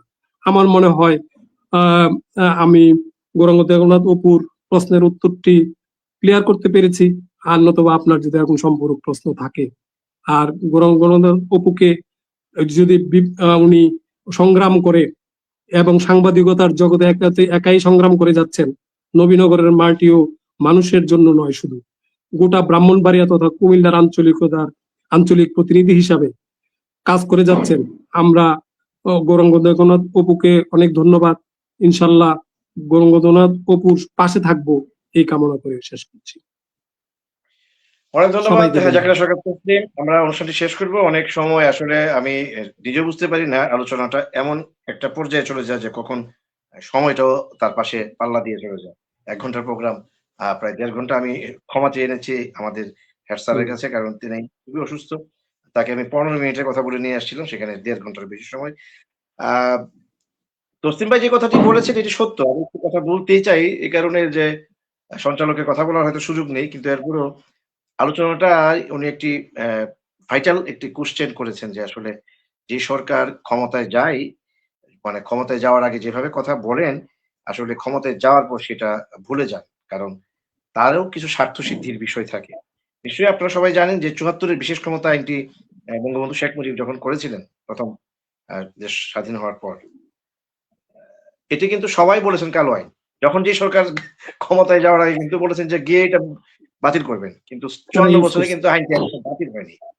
আর দুঃখজনক হচ্ছে যে আপনি যদি বললেন যে আমরা হ্যাঁ ভোট দিয়ে জুলাই সনদকে বাস্তবায়ন করার জন্য, যেখানে সংবিধান সংশোধনের মাধ্যমে একজন প্রধানমন্ত্রীকে সর্বোচ্চ 2 বারের বেশি, যেটা আমেরিকান গভর্নমেন্ট কিংবা ভারতীয় সরকারের সংবিধানে রয়েছে, সেটি আদৌ কতটা জুলাই সনদ বাস্তবায়ন হবে, হ্যাঁ জয়যুক্ত হবে। আমি যদি একটি প্রশ্ন করি, আপনারা সবাই বুঝে যাবেন যে এটা আসলে কতটা হ্যাঁ ভোটের পক্ষে যাবে। কারণ গত 5ই অগাস্টের যেই ছাত্র জনতার গণ অভ্যুত্থানটি সৃষ্টি করেছিল ছাত্র জনতা, যেটি পরবর্তীতে এনসিপি সৃষ্টি হয়েছিল, জাতীয় নাগরিক কমিটি, সেই এনসিপি কিন্তু এই জুলাই সনদে এখন পর্যন্ত স্বাক্ষরই করেনি। এটি নিয়ে আমি যদি আলোচনা করতে চাই পুরো রাত কাভার হয়ে যাবে। সেই জায়গা থেকে যে সংস্কার কমিটির প্রধান আমেরিকা থেকে যাকে হায়ার করে নিয়ে আসা হয়েছে, একজন রাজনীতিবিদ, রাষ্ট্রবিজ্ঞানী, তো তিনি এত কষ্ট করে এটি করে দিয়ে গেছেন। ভোটের মাধ্যমে, মানে হ্যাঁ ভোটের মাধ্যমে যদি এটা সংশোধন হয়, তাহলে হয়তো বা কনস্টিটিউশনাল যে চেঞ্জগুলি আমরা চাচ্ছি সেটি হয়তো বা হবে। কিন্তু কতটা হবে, যারা এত বড় একটি আন্দোলন, সফল আন্দোলনের মাধ্যমে গোটা দেশের সরকারকেই বিতাড়ন করে দিলেন নির্লজ্জভাবে, সেই এনসিপি কিন্তু এই সনদে শেষ পর্যন্ত স্বাক্ষর করেনি। অতএব এটির সামনের রেজাল্ট কি হবে এটা হয়তো আমরা সবাই খুব জলের মতো পরিষ্কার দেখতে পাচ্ছি। যাই হোক, আজকের বিষয়বস্তু হচ্ছে বেগম খালেদা জিয়া, যিনি সাবেক 3 বারের প্রধানমন্ত্রী ছিলেন, যিনি আপসহীন নেত্রী, গণতন্ত্রের মানুষ কন্যা তাকে বলা হয়, দেশনেত্রী বলা হয়, এরকম একজন সাবেক প্রধানমন্ত্রীর যেই মৃত্যুর পর রাষ্ট্র, আমি আবারও বলি, গত 1.5 বছরে এই সরকারের সমালোচনা করবার শেষ নেই। রাতের পর রাত, দিনের পর দিন সমালোচনা করা যাবে, কিন্তু সমস্ত সমালোচনাকে টপকে দিয়ে গতকাল রাষ্ট্রের যিনি, মানে দুঃখিত, সরকারের যিনি প্রধান ডক্টর ইউনূস, যে ভাষণের মাধ্যমে রাষ্ট্রের 3 দিনের ঘোষণা করে, আজকে সাধারণ ছুটি ঘোষণা করে, যেটি টিটু বলছিল যে তৃতীয় বৃহত্তম একটি জানাজা পৃথিবীর ইতিহাসে সৃষ্টি করলো, তার আমি বলবো সর্বোচ্চ কৃতিত্ব হচ্ছে ডক্টর ইউনূসের, তার সরকারের। আমরা তার সরকারকে এই পর্যায়ে ধন্যবাদ দেই, কৃতজ্ঞতা জানাই যে সংস্কৃতিটি তিনি চালু করে গেলেন। এই সংস্কৃতিটি অব্যাহত থাকুক। বাংলাদেশের আগামী পার্লামেন্টের নির্বাচনের মাধ্যমে যেই দলই ক্ষমতায় আসুক, এই যে রাজনৈতিক সহিষ্ণুতার যে একটি সংস্কৃতি আমরা 54 বছরে বারবার হোঁচট খাচ্ছি, সেখান থেকে আমরা আবার ইউটার্ন করব এবং দেশে সত্যিকারের একটি উদার গণতান্ত্রিক রাষ্ট্র পরিচালিত হবে নতুন পার্লামেন্টের মাধ্যমে। এই প্রত্যাশা নিয়ে বেগম খালেদা জিয়ার প্রতি গোটা নবীনগরের কথা পরিবারের পক্ষ থেকে, প্যানেলের পক্ষ থেকে সশ্রদ্ধ সেলুট এবং প্রণাম জানিয়ে আজকে অনুষ্ঠান এখানে শেষ করছি। শুভরাত্রি।